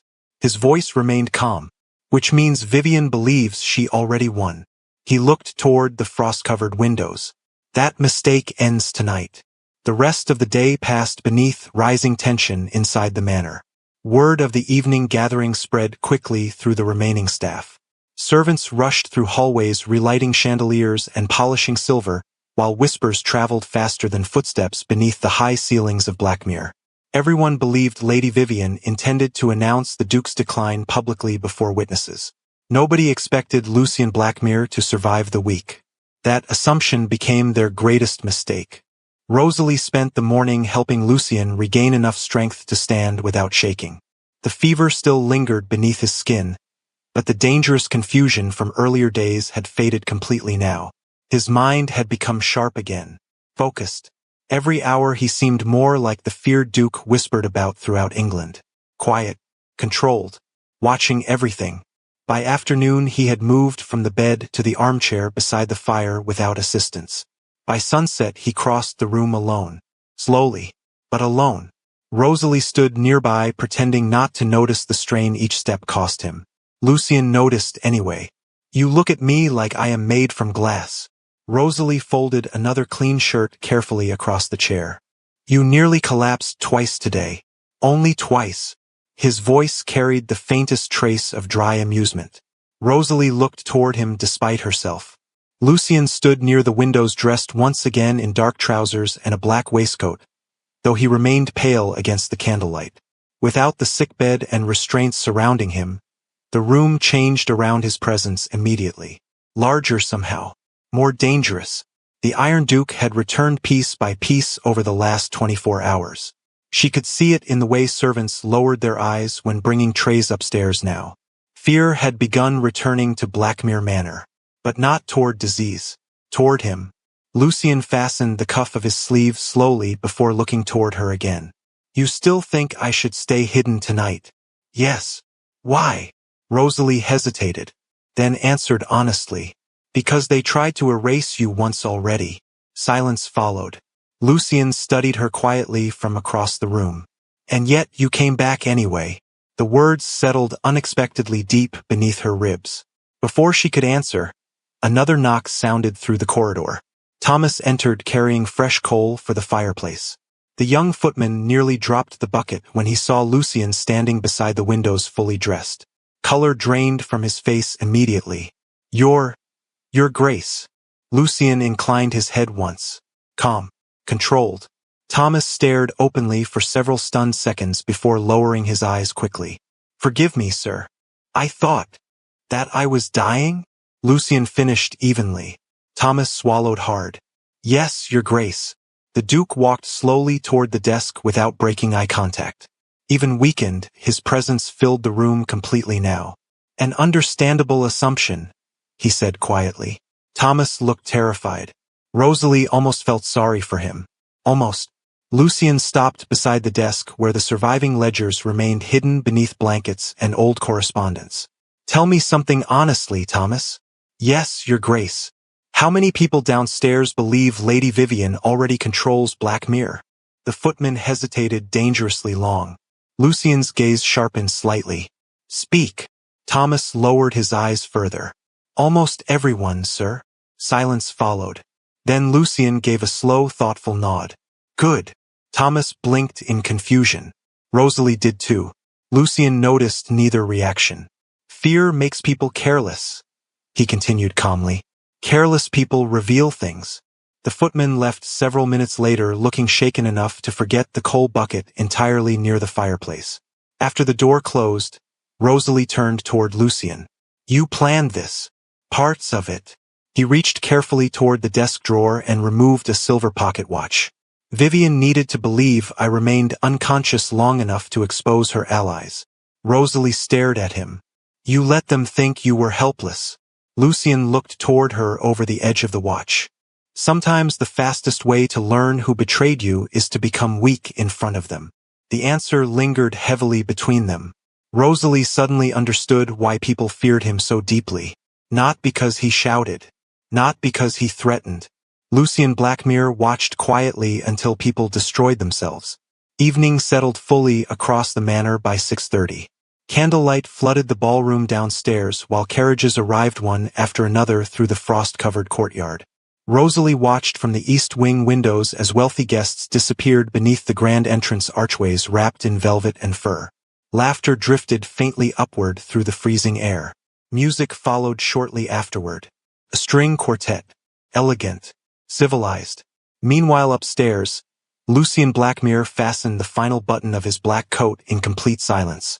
Rosalie stood beside the fire unable to stop watching him. Not because of the title. Because he no longer looked sick. Dangerous men rarely did. The dark formal coat sharpened the broad lines of his shoulders. Silver glinted faintly at his cufflinks beneath candlelight. His dark hair remained slightly longer than fashion preferred from days spent bedridden. But somehow that only made him look more severe. More untouchable. Lucien adjusted one sleeve slowly before speaking without looking at her. You should stay here tonight. Rosalie blinked. What? His eyes lifted toward hers in the mirror. The ballroom will not be safe once I appear. Cold slid slowly through her stomach. You think Lady Vivian will react badly. A humorless expression crossed his face. I think desperate people become reckless. He reached for his gloves calmly. And I would prefer you nowhere near the fallout. The quiet protectiveness in his voice unsettled her unexpectedly. Rosalie lowered her gaze quickly. I am only a maid. Lucien went still beside the mirror. Slowly, he turned toward her completely. No. The single word landed with frightening certainty. Rosalie looked back up. Lucien crossed the room toward her with measured steps, still slightly weakened by the fever, but steady enough now to tighten the air around him. He stopped directly in front of her, close enough for candlelight to catch silver beneath his gray eyes. You are the reason I am alive to walk downstairs tonight. The honesty in his voice stole every prepared response from her mind. Silence stretched between them. Then another knock echoed through the corridor. Mrs. Weatherby's nervous voice followed immediately. Your Grace, the guests have assembled. Lucien's gaze remained fixed on Rosalie another second longer before he finally stepped back. The moment broke instantly, but something had changed inside it. Rosalie could feel it. Lucien pulled on his gloves slowly. Then he looked toward her once more and said quietly, Come downstairs with me. Her breath caught slightly. What? I asked you to stand beside me tonight. Rosalie stared at him in disbelief. In the ballroom? Yes. Your guests will see me. That is generally how ballrooms function. Despite everything, shockingly, the corner of his mouth almost moved again. Not quite a smile. Close. Rosalie shook her head immediately. I cannot. Lucien's expression sobered. Why? The answer escaped before she could stop it. Because women like me do not stand beside men like you. Silence filled the room instantly. Lucien looked at her for one long, unreadable moment. Then he spoke so quietly she almost missed the words. Perhaps that is the first thing in this house I intend to change. Downstairs, the ballroom doors opened beneath golden candlelight while conversations drifted elegantly through Blackmere Manor. Lady Vivian stood near the orchestra platform wearing midnight blue silk and diamonds bright enough to blind half the room. Carter lingered nearby beside several estate trustees already holding champagne glasses. Wealthy guests whispered together beneath chandeliers while servants moved silently through the crowd carrying silver trays. Nobody noticed the ballroom doors at first when they opened again. Then the music faltered. One violin stopped completely mid-note. A champagne glass shattered somewhere near the east wall. And slowly, every conversation inside Blackmere Manor died. Because Duke Lucien Blackmere had just walked into the ballroom alive. Nobody moved. The ballroom remained frozen beneath towering chandeliers while Duke Lucien Blackmere stood framed in the open doorway like something returned from the dead. Candlelight flashed across black marble floors and crystal glasses held motionless halfway to lips. One woman near the orchestra dropped her fan completely. Another guest crossed himself before realizing what he was doing. Rosalie stood half a step behind Lucien near the entrance, suddenly aware of every eye turning toward them. Toward him first, then slowly toward her. Lucien did not appear to notice the silence swallowing the room. Or perhaps he simply expected it. He removed his gloves with calm, measured movements while guests stared openly in disbelief. Tall, pale from recent illness but standing straight regardless. The black formal coat sharpened every hard line of him beneath the ballroom light. Men who had spent the last 3 days discussing his death now looked openly frightened to discover him alive enough to walk back into his own house. Lady Vivian recovered first. Rosalie watched the exact second shock disappeared behind aristocratic composure again. Her sister-in-law's smile returned carefully. Too carefully. Lucien. Her voice floated softly across the ballroom. What a surprise. Lucien looked toward her at last. Clearly, the single word cut through the room with enough cold authority to silence even the orchestra completely. Carter stood beside Lady Vivian near the champagne table, looking visibly pale now. Dr. Whitmore appeared worse. The physician had gone almost gray beneath the candlelight. Lucien's gaze moved across both men slowly. Calmly, Rosalie suddenly understood why people compared him to winter storms. Not loud. Not wild. Controlled destruction felt more dangerous somehow. Lucien descended the ballroom staircase one measured step at a time. Guests moved aside automatically without being asked. Nobody wanted to stand in his path. Rosalie followed carefully behind him, painfully aware of servants staring from every corridor entrance. She should not have been here. Every instinct screamed that truth at her now. Maids did not walk beside dukes through grand ballrooms while aristocrats watched. But Lucien never once looked back to see if she followed. He simply assumed she would remain beside him. That frightened her in ways she did not understand. Lady Vivian recovered enough to lift her champagne glass gracefully. "You should be resting." Lucien stopped several feet away from her. "And miss my own funeral preparations?" A few guests exchanged deeply uncomfortable glances. Carter lowered his eyes immediately. Lady Vivian laughed lightly, though tension sharpened the sound around the edges. "You misunderstand. We gathered only because your illness alarmed everyone." Lucien's gray eyes settled briefly on the legal documents resting near Carter's elbow. "How thoughtful." Silence stretched again. Rosalie noticed something then. Nobody approached Lucien directly. Not even the wealthy estate trustees standing nearest. Fear lived inside the ballroom now. Real fear. Because the Duke standing before them looked like a man quietly memorizing every betrayal committed during his weakness. Lucien turned slowly toward the orchestra platform. Music stopped. The conductor nearly jumped. "Yes, Your Grace. Continue." The orchestra obeyed immediately. Violins resumed trembling melodies beneath the chandeliers, while conversations slowly returned around the edges of the ballroom. But the atmosphere had changed completely now. Nobody laughed comfortably anymore. Nobody relaxed. Lucien Blackmere had entered the room alive, and every person hiding secrets suddenly remembered it. Lady Vivian stepped closer with controlled elegance. "You truly should not be downstairs in your condition." Lucien looked at her calmly. "My condition appears greatly exaggerated." Rosalie nearly looked away when their eyes met. Nothing warm existed between these siblings. Only history sharp enough to bleed through silk and manners. Lady Vivian's gaze shifted then, slowly, deliberately, toward Rosalie standing beside him. For the first time that evening, irritation cracked visibly across her polished expression. "And who exactly allowed a servant into a private family gathering?" The question sliced through the ballroom softly enough for nearby guests to hear anyway. Several aristocratic women immediately glanced toward Rosalie with open disdain. Rosalie felt heat crawl painfully up her neck. She lowered her eyes automatically. Old habits. Invisible girls survived longer that way. Then Lucien spoke. "I did." The room quieted again almost instantly. Lady Vivian smiled faintly, coldly. "Surely you do not intend for household staff to mingle with our guests." Lucien removed one glove completely before answering. Rosalie Everhart remained in this manner when nearly everyone else fled. His voice stayed calm, even deadly because of it. That alone grants her more loyalty than most people currently standing in this room. Nobody breathed for one long second. Rosalie stared at the ballroom floor in shock. Nobody had ever defended her publicly before. Not once in her entire life. Lady Vivian's expression hardened immediately. "She is still a maid." Lucien looked toward her slowly. "And yet she was the only person inside Blackmere Manor who remembered I was human while you prepared inheritance papers downstairs." The silence afterward turned suffocating. One elderly trustee coughed awkwardly into his sleeve. Another guest suddenly found the champagne table extremely interesting. Lady Vivian's face lost all remaining warmth. "You are confused from fever."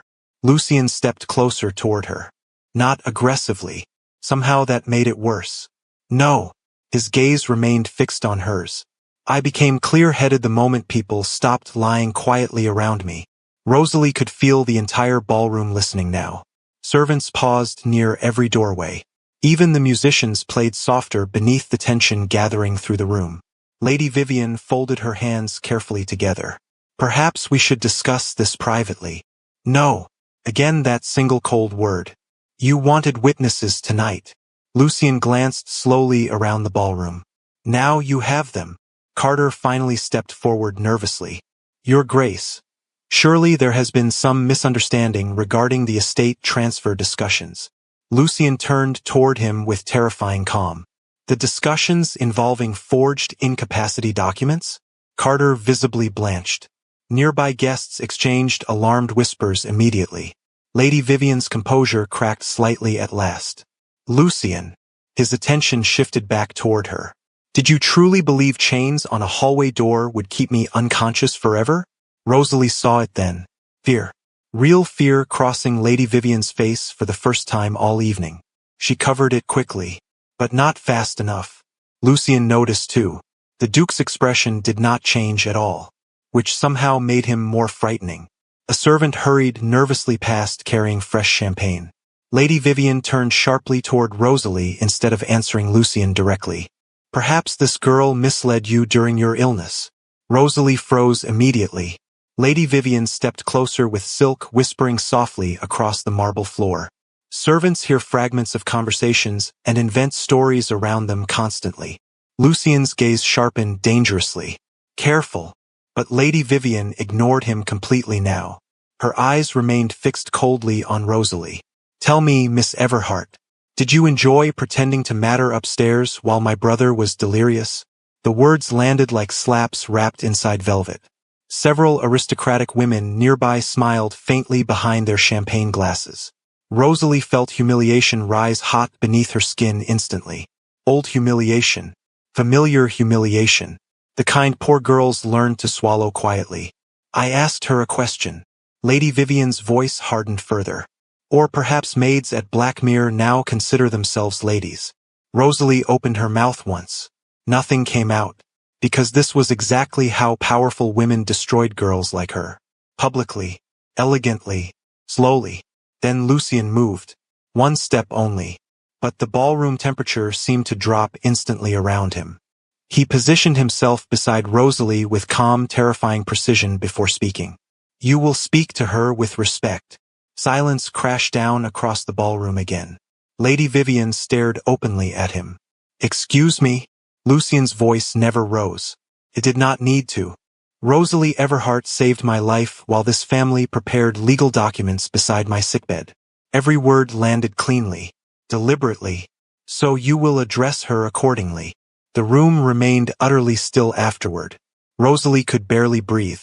Guests stared between them in complete disbelief now. Not because Lucien defended her once. Because he continued doing it publicly without hesitation. Lady Vivian's expression finally hardened completely into something ugly beneath the diamonds and silk. You embarrass yourself defending a servant. Lucien looked toward her with absolute calm. No. His eyes flicked briefly toward Rosalie beside him. I embarrass everyone who abandoned me. Another silence followed. Then somewhere near the west side of the ballroom, an elderly duchess quietly set down her champagne glass and murmured, well, the single word broke the tension just enough for whispers to erupt softly around the room.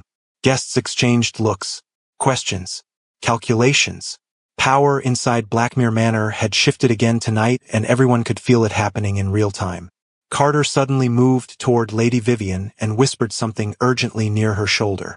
Rosalie caught only one phrase. The ledger. Lucien heard it too. His eyes sharpened immediately.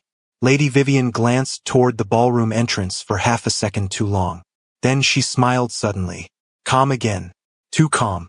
Perhaps you are correct, Lucien. The sudden agreement felt wrong immediately. Lucien clearly sensed it too. What are you doing? Lady Vivian tilted her head slightly. Nothing at all. Then she looked directly at Rosalie. Although I do wonder where your loyal maid disappeared earlier this afternoon. Cold slid instantly through Rosalie's stomach. Lucien's expression darkened. Explain. Lady Vivian's smile widened faintly. One of the downstairs clerks claims he saw Miss Everhart removing documents from your private study. The ballroom quieted again immediately. Rosalie stared at her in shock. That is not true. Lady Vivian ignored her completely. Perhaps your devoted servant became curious about Blackmere finances during your illness. Carter stepped forward smoothly now. We also discovered a missing ledger shortly after the record's fire. Lucien's gaze snapped toward Rosalie instantly. Not accusing. Calculating. Thinking. But the movement hurt anyway. Rosalie felt it sharply. Lady Vivian saw that too. Satisfaction flickered briefly across her face. It appears your maid may not be as innocent as you believed. Another wave of whispers spread through the ballroom. Servants near the walls looked horrified now. Rosalie's pulse hammered painfully beneath her ribs. This was the trap. Lady Vivian could not destroy Lucien publicly anymore, so she would destroy the girl standing beside him instead. And for the first time since entering the ballroom, Rosalie realized every eye inside Blackmere Manor had turned directly toward her. The silence after the accusation felt worse than shouting. Rosalie stood motionless beneath the ballroom chandeliers while whispers spread softly around her like smoke through dry wood.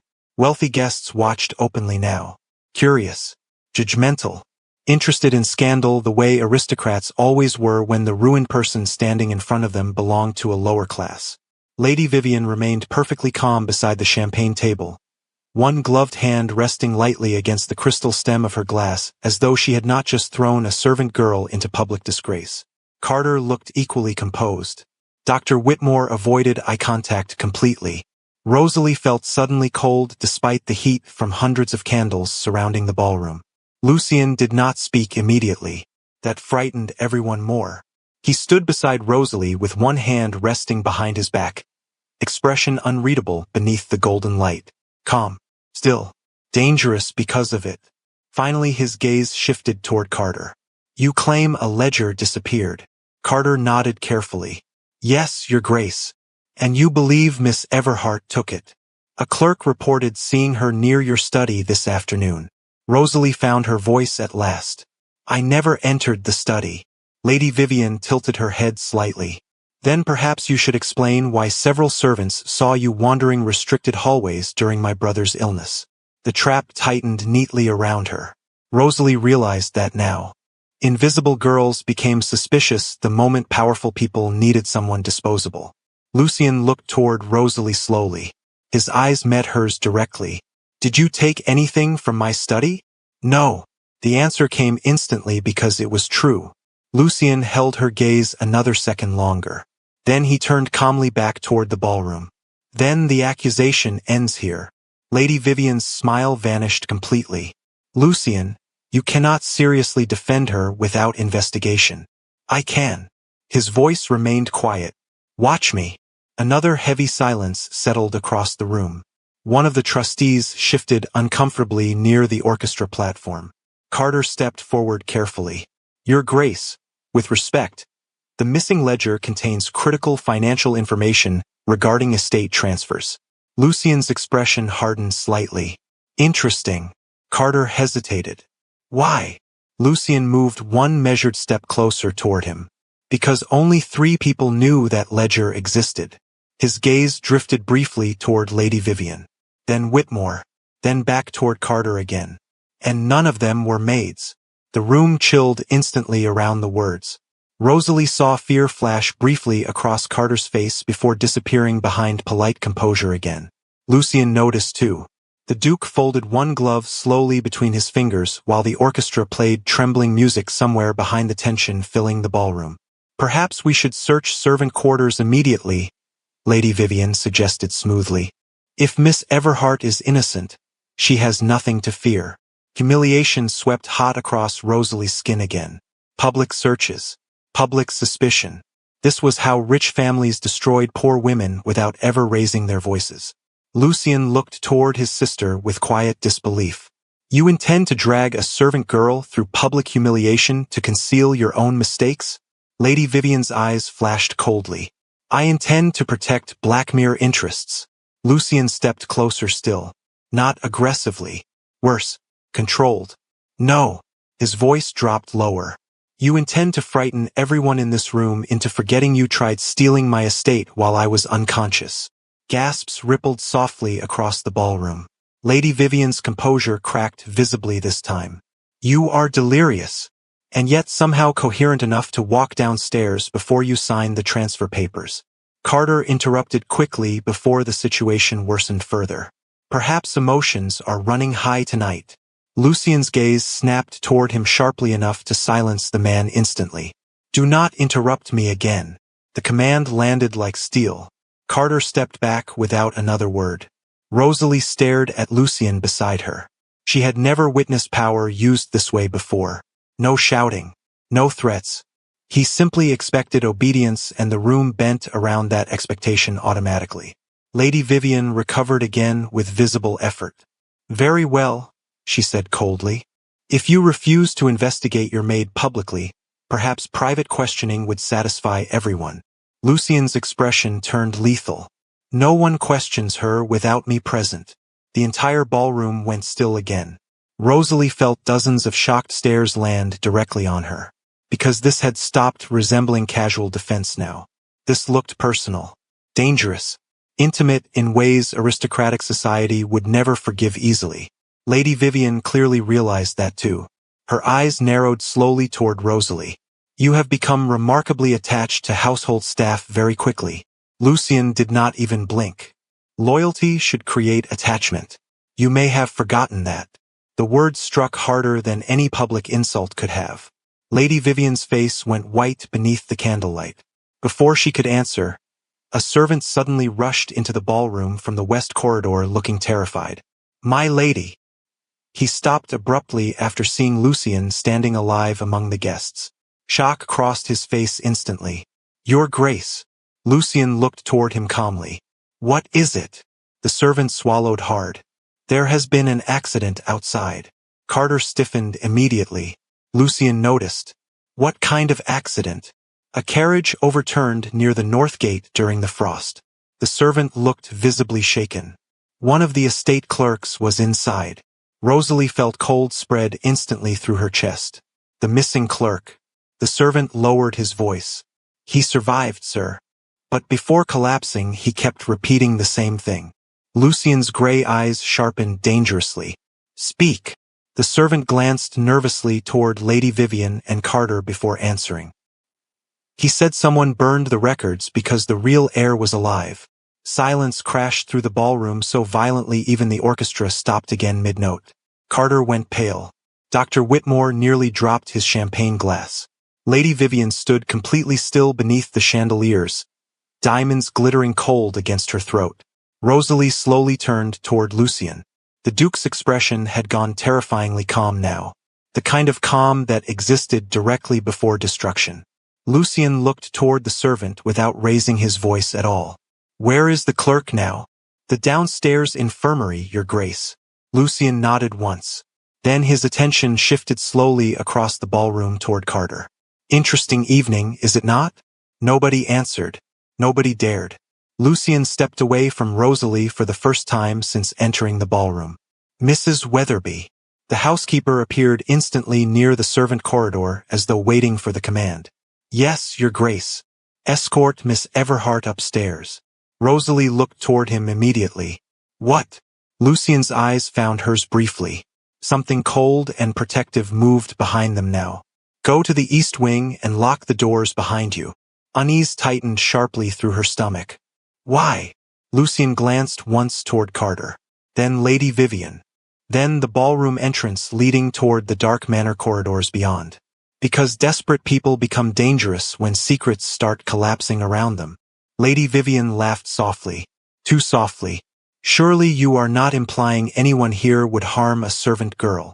Lucien looked directly at her. I am implying nothing. The ballroom temperature seemed to drop again. I am warning you. Another silence followed. Then Lucien turned toward Rosalie one final time. His voice lowered just enough for only her to hear clearly beneath the whispering ballroom. Do not leave the east wing tonight unless I come for you myself. The seriousness in his tone frightened her instantly. Rosalie wanted to argue. Instead she nodded once. Because something inside Blackmere Manor had shifted dangerously during the last few minutes. The missing clerk survived. The heir rumor escaped into the ballroom. And now Lucien Blackmere looked like a man preparing for war. Mrs. Weatherby hurried Rosalie quickly from the ballroom before more questions erupted. But even while crossing the crowded corridors, Rosalie could still feel eyes following her through the manor. Aristocrats whispered behind gloved hands while servants exchanged frightened looks near the walls. By the time they reached the staircase leading toward the east wing, Blackmere Manor no longer felt like a wealthy estate. It felt like a house seconds before lightning struck it directly. Mrs. Weatherby locked the corridor chains behind them with trembling fingers. Stay inside tonight, the housekeeper whispered urgently. Something terrible is coming. Rosalie looked back toward the distant ballroom music echoing faintly below. What is Lucien doing? Mrs. Weatherby's expression darkened. taking his house back. The older woman hurried away moments later, leaving Rosalie alone once more inside the cold East Wing corridor. Silence settled heavily around her again. The locked doors, the dark windows overlooking frozen cliffs, the distant music downstairs sounding increasingly strained beneath the tension. Rosalie crossed slowly back into Lucien's chamber and closed the bedroom doors behind her. The room still carried traces of his presence everywhere. Half-empty medicine glasses beside the fireplace. Black gloves discarded across the desk. The silver pocket watch resting open near surviving ledgers, hidden beneath blankets. Rosalie moved automatically toward the fire and added another log with shaking hands. Something felt wrong. Deeply wrong. Lucien would not have sent her upstairs unless he genuinely believed she was in danger. The realization settled coldly through her chest. A sudden sound interrupted her thoughts. Soft footsteps, directly outside the chamber door. Rosalie froze instantly. Silence followed. Then came a quiet knock. Not Mrs. Weatherby. Too careful. Too deliberate. Rosalie stared toward the doorway without moving. Another knock echoed softly through the room. Then a man's voice drifted through the wood. Calm. Polite. Familiar. Miss Everhart. Carter. Rosalie's pulse jumped painfully. She backed away from the door immediately. Carter continued speaking gently from the corridor. His Grace requested the missing ledger brought upstairs for review. Lucien would never send Carter alone now. Rosalie remained silent. Another pause followed outside. Then Carter spoke again. Softer this time. Colder beneath the politeness. Open the door, Miss Everhart. The fire crackled sharply behind her while silence swallowed the east wing again. Then slowly, very slowly, Rosalie realized the corridor chains were no longer rattling in the wind outside. Someone had already unlocked them.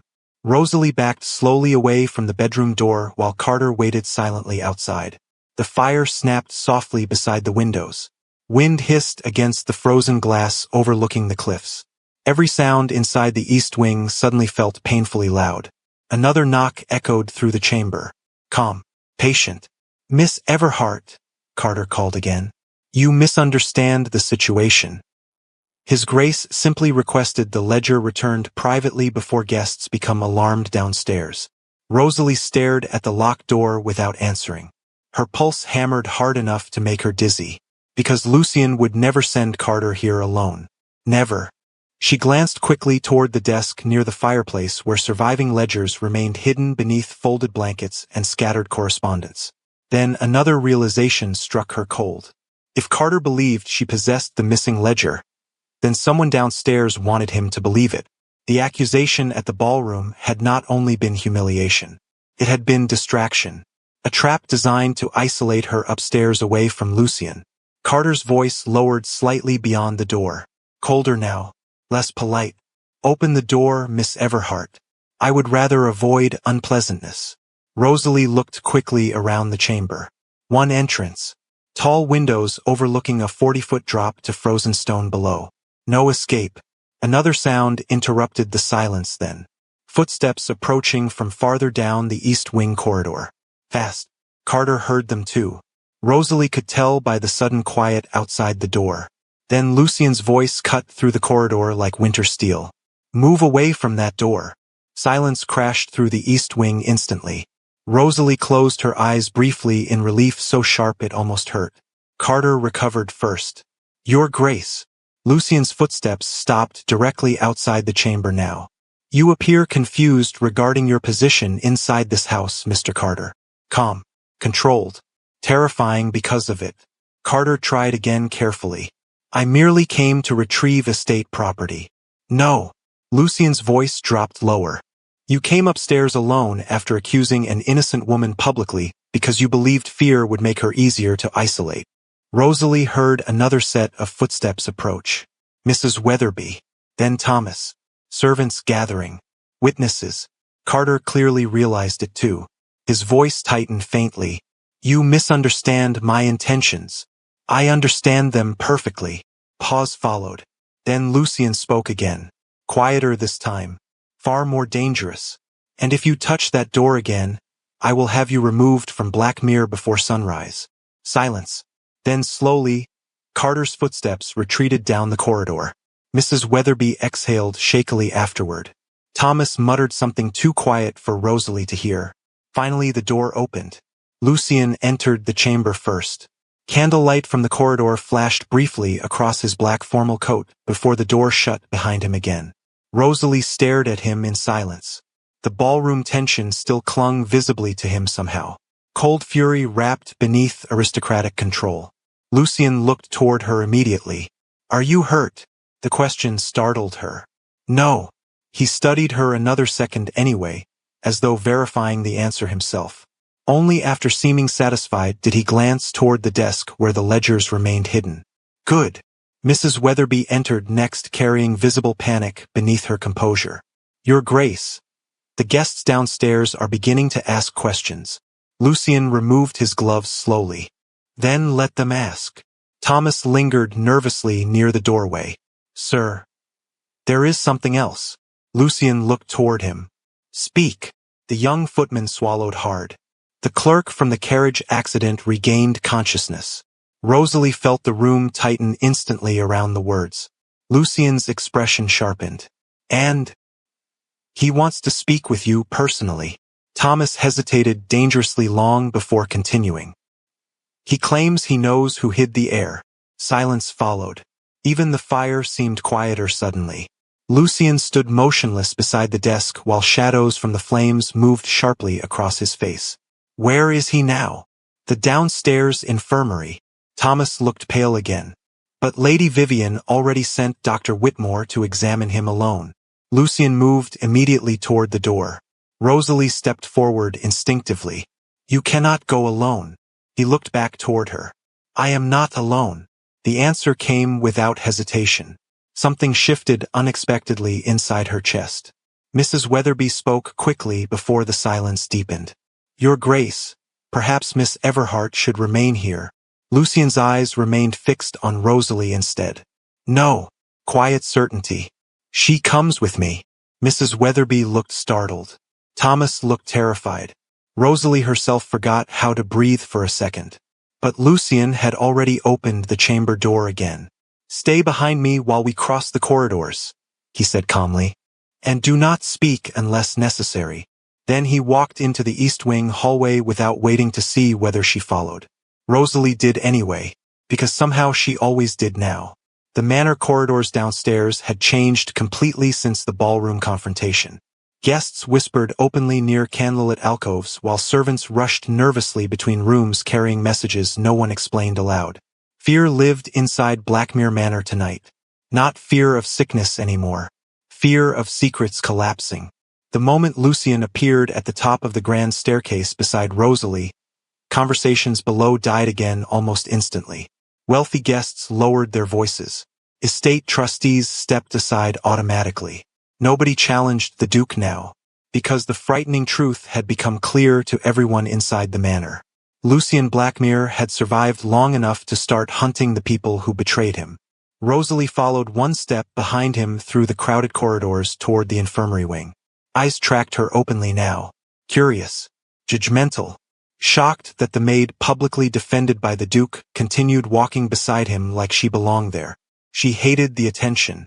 But Lucien never once slowed his pace or asked her to leave. The infirmary doors stood half open near the West Hall. Dr. Whitmore emerged just as Lucien approached. The physician stopped abruptly beneath the candlelight. "Your Grace." Lucien's expression remained unreadable. "You were examining the clerk." Whitmore adjusted his spectacles nervously. "Yes. Alone. The patient was unstable." Lucien stepped closer. "And now?" Whitmore hesitated. "Too long. He is resting again." Rosalie felt cold move sharply through her stomach. Lucien noticed too. "Move aside." Whitmore tried once more. "Perhaps tomorrow would be wiser. The clerk requires quiet." Lucien stopped directly in front of him. "You injected me repeatedly while I was unconscious." The physician went pale instantly. "Your Grace, I assure you the treatments were medically necessary." Lucien's gray eyes remained steady. "Then you will not object to me reviewing your medical supplies personally." Whitmore said nothing, which was answer enough. Lucien entered the infirmary without another word. Rosalie followed immediately behind him. The room smelled strongly of medicine and smoke. One elderly clerk lay unconscious beneath heavy blankets near the fireplace, face bruised from the carriage accident but breathing steadily.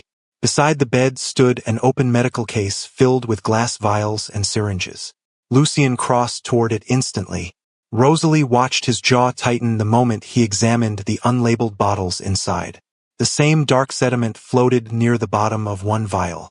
The same bitter metallic smell. Whitmore spoke too quickly behind them. Sedatives only. Lucien looked toward him slowly. Interesting. He lifted the vial slightly beneath candlelight. Because this is not a sedative. Whitmore's face drained white. Rosalie saw it clearly now. Fear. Real fear. Lucien set the bottle down carefully. Thomas. The footman jumped immediately near the doorway. Yes, Your Grace. Send riders into town. Bring the magistrate here tonight. Whitmore stepped backward instantly. You cannot seriously believe. Lucien cut him off with one cold look. I believe you poisoned me while my sister attempted to seize Blackmere authority. Silence. Heavy. Final. Whitmore's hands began trembling visibly now. I never intended harm. Lucien's voice remained terrifyingly calm. That is unfortunate. Because harm occurred anyway. The unconscious clerk stirred weakly in the bed beside them then. Rosalie moved instinctively closer. The man's eyes fluttered open halfway beneath the candlelight. Confusion crossed his bruised face before recognition followed. The Duke. Lucien stepped toward the bedside immediately. You asked to speak with me. The clerk swallowed painfully. They burned the records because of the boy. Lucien's expression hardened. Daniel. The clerk nodded weakly. Your father hid proof inside the chapel vault years ago. Rosalie frowned slightly. What proof? The clerk looked toward Lucien. The birth registry. The inheritance seal. Everything proving Daniel Blackmere survived. Silence filled the infirmary again. Lucien spoke carefully. Who else knows? The clerk's breathing roughened. Carter. Fear crossed his bruised face now. And Lady Vivian found the vault key yesterday morning. Rosalie felt cold spread through her chest instantly. Lucien noticed too. The chapel. His voice dropped lower. Dangerous. They are going after the documents tonight. The clerk grabbed weakly at Lucien's sleeve suddenly. Sir. Lucien looked down. The older man's voice trembled. Your father trusted the wrong people inside this house. Lucien stood completely still for one long second after hearing that. Then he nodded once. I know. He turned sharply toward Thomas. Prepare the carriage. Whitmore stepped forward immediately. Your Grace. The roads are dangerous after the storm. Lucien's gaze snapped toward him coldly. So are traitors. Then he looked toward Rosalie beside him. Candlelight flickered sharply across his exhausted face. Fever still lingered faintly beneath his skin despite everything. But his eyes had become iron now. Focused completely. You are staying here. Rosalie stared at him. No. The answer escaped instantly. Lucien blinked once as though surprised by the force of it. Rosalie. If Lady Vivian reaches those documents first, she destroys Daniel forever. Her pulse hammered painfully. You said yourself they want the heir erased. Silence stretched tightly between them while servants watched nervously from the doorway. Finally Lucien exhaled slowly. Tired. Defeated by her stubbornness perhaps. You are impossible. Despite the danger surrounding them, Rosalie nearly heard amusement beneath the words again. Almost. Then his expression darkened once more. Stay beside me once we leave the manor. The command came quietly. Protective. Certain. Rosalie nodded once. Outside, wind began rising across the cliffs again. And somewhere beyond the frozen darkness surrounding Blackmere Manor, the final proof of the true heir waited inside an old chapel vault while desperate people raced toward it from every direction. The carriage wheels cut sharply through frozen mud as Blackmere Manor disappeared behind them into the storm-darkened hills. Wind slammed against the black carriage hard enough to rattle the windows while horses strained through icy roads leading north toward the abandoned chapel. Inside, silence wrapped tightly around the small space between Rosalie and Lucien. Candlelight from the carriage lantern swung softly across his face with every violent turn of the wheels. He looked pale again. Exhaustion had carved deep shadows beneath his eyes after the confrontation downstairs. Fever still lingered faintly beneath his skin despite his control over it. But nothing about him appeared weak now. Not anymore. Lucien Blackmere sat across from her wearing black gloves and winter wool with the stillness of a man preparing himself for something final. Rosalie held the edge of the carriage seat tightly as freezing rain streaked against the glass. "How far is the chapel?" 20 minutes. His voice remained calm. "If the roads stay clear." Rosalie glanced toward the storm outside. "And if they do not?" Lucien looked toward her steadily. "Then we walk." The answer should have frightened her. Instead it only made something inside her chest tighten painfully. Because he meant it. Even sick. Even betrayed by his own blood. He would drag himself through snow and darkness before allowing Daniel Blackmere to disappear. The realization hurt in ways she could not explain. Another sharp turn jolted the carriage violently. Rosalie caught herself against the wooden wall just as Lucien reached forward instinctively to steady her arm. Warm fingers closed briefly around her wrist. Strong despite exhaustion. Neither spoke immediately afterward. Lucien released her slowly. "Sorry." Rosalie shook her head quickly. "You do not apologize often, do you?" A faint, almost smile touched the corner of his mouth before disappearing again. "No." Silence settled once more. Outside, thunder rolled low across distant cliffs while pine forests blurred dark beyond the frozen windows. Rosalie looked toward him carefully. "Why did you really bring me tonight?" Lucien's gaze shifted toward the storm. "Because you notice things other people miss. That is not the real reason." He looked back toward her then. Candlelight flickered silver across his eyes. Tired eyes. Honest now in a way powerful men rarely allowed themselves to become. "No." The word came quietly. Rosalie waited. Lucien's jaw tightened faintly before he continued. "I brought you because I trust you." The carriage suddenly felt too small. Too warm despite the winter surrounding them. Rosalie lowered her eyes quickly toward her folded hands. Nobody had ever trusted her with anything important before. Not really.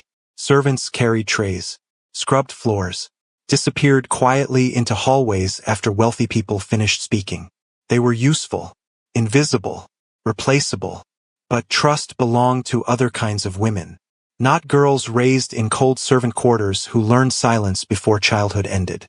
Lucien watched her quietly from across the carriage. "That surprises you." Rosalie gave a faint, humorless laugh. "People usually trust me to clean fireplaces." Something painful flickered briefly across his expression. Then the carriage lurched violently to a stop. Both looked sharply toward the front window. Thomas's voice called from outside through the storm. "Your Grace." Lucien opened the carriage door immediately. Wind exploded into the small space carrying snow and freezing rain hard enough to sting skin. Rosalie stepped out beside him onto frozen ground overlooking a dark hilltop chapel surrounded by dead winter trees. Lantern light flickered weakly across ancient stone walls and broken stained glass windows half buried beneath snowdrifts. But they were not alone. Another carriage already waited beside the chapel entrance. Lucien went completely still beside her. "Vivian." Rosalie's pulse quickened painfully. Snow whipped violently around them while Thomas struggled to control the horses behind. Lucien took one step forward toward the chapel doors. Then another. Calm. Controlled. Dangerous. Rosalie hurried after him through the storm. The chapel entrance stood partially open. Candlelight flickered faintly inside against old stone walls covered in dust and shadow. The moment Lucien entered, voices stopped abruptly beyond the sanctuary. Rosalie followed directly beside him and saw them immediately. Lady Vivian stood near the altar wearing a dark wool cloak over her ballroom silk. Carter lingered beside her holding an iron key.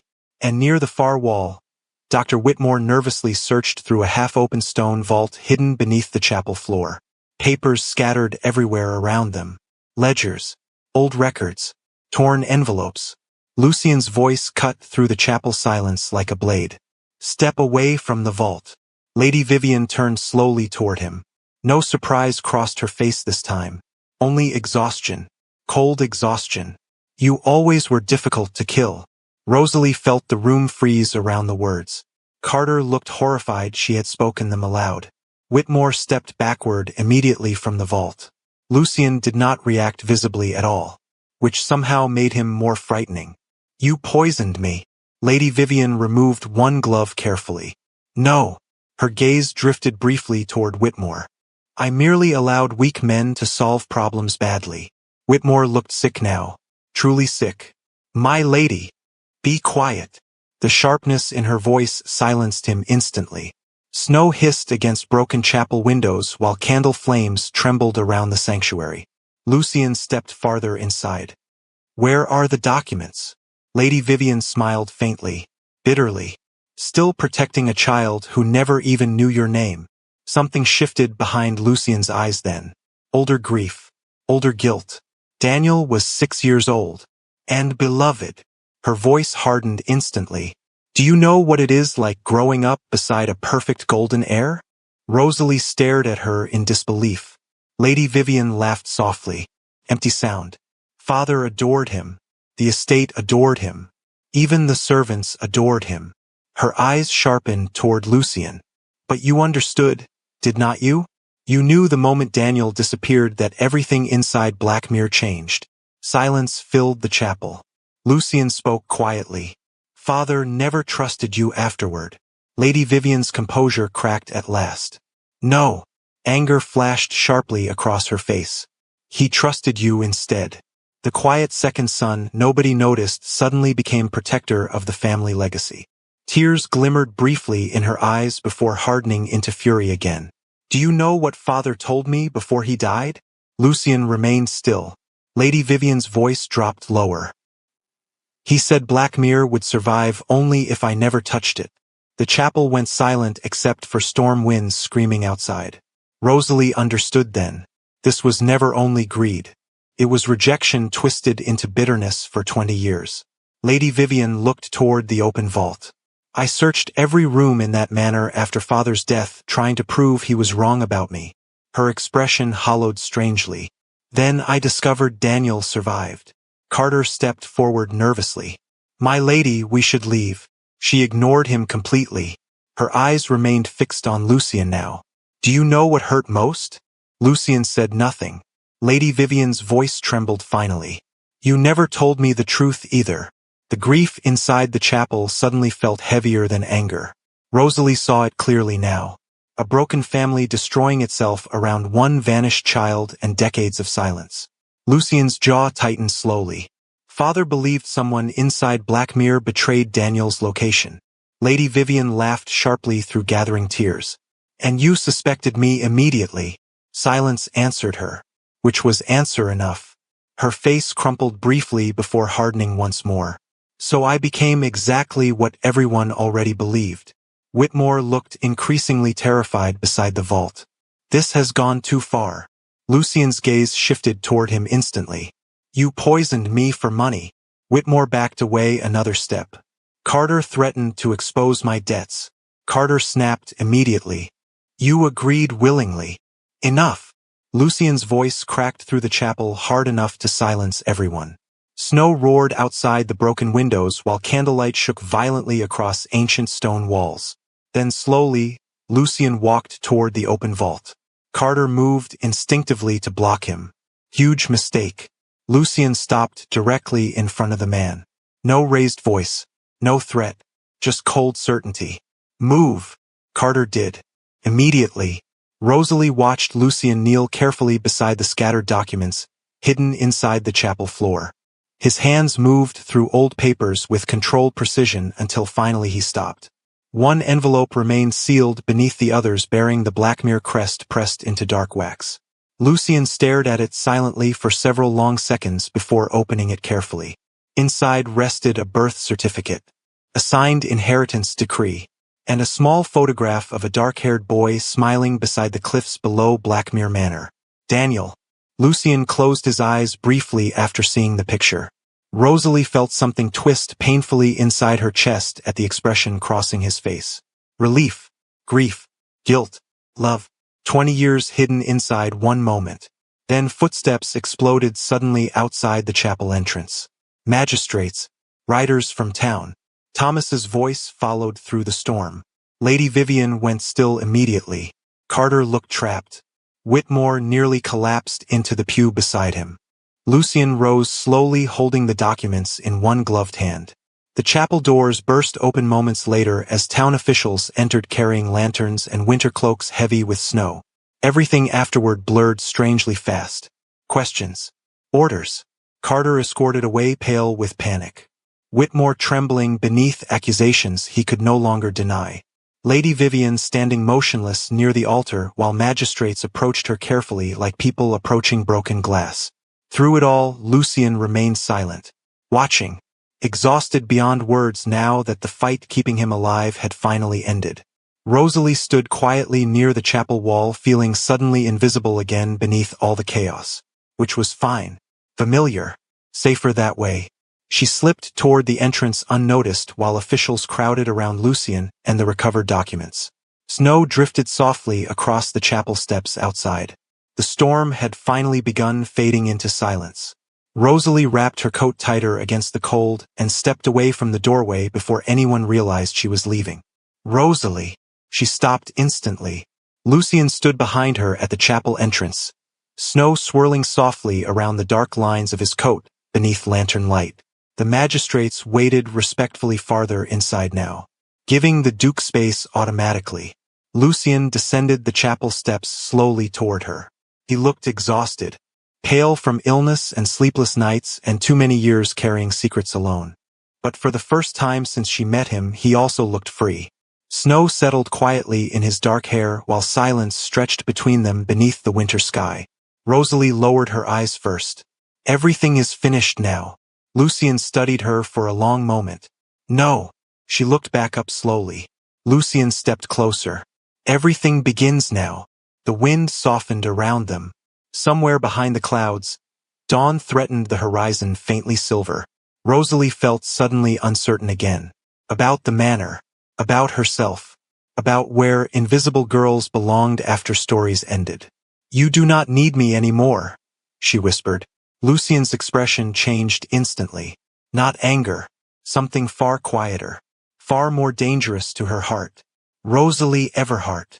He said her full name the way other men spoke vows. Steady. Certain. "The last time I was left alone, I nearly died." Her breath caught softly. Lucian reached toward her carefully then, slow enough for her to step away if she wished. His gloved hand settled gently against her cold fingers instead. Warm. Steady. Chosen. "I think," he said quietly beneath the falling snow, "I should prefer if you stayed."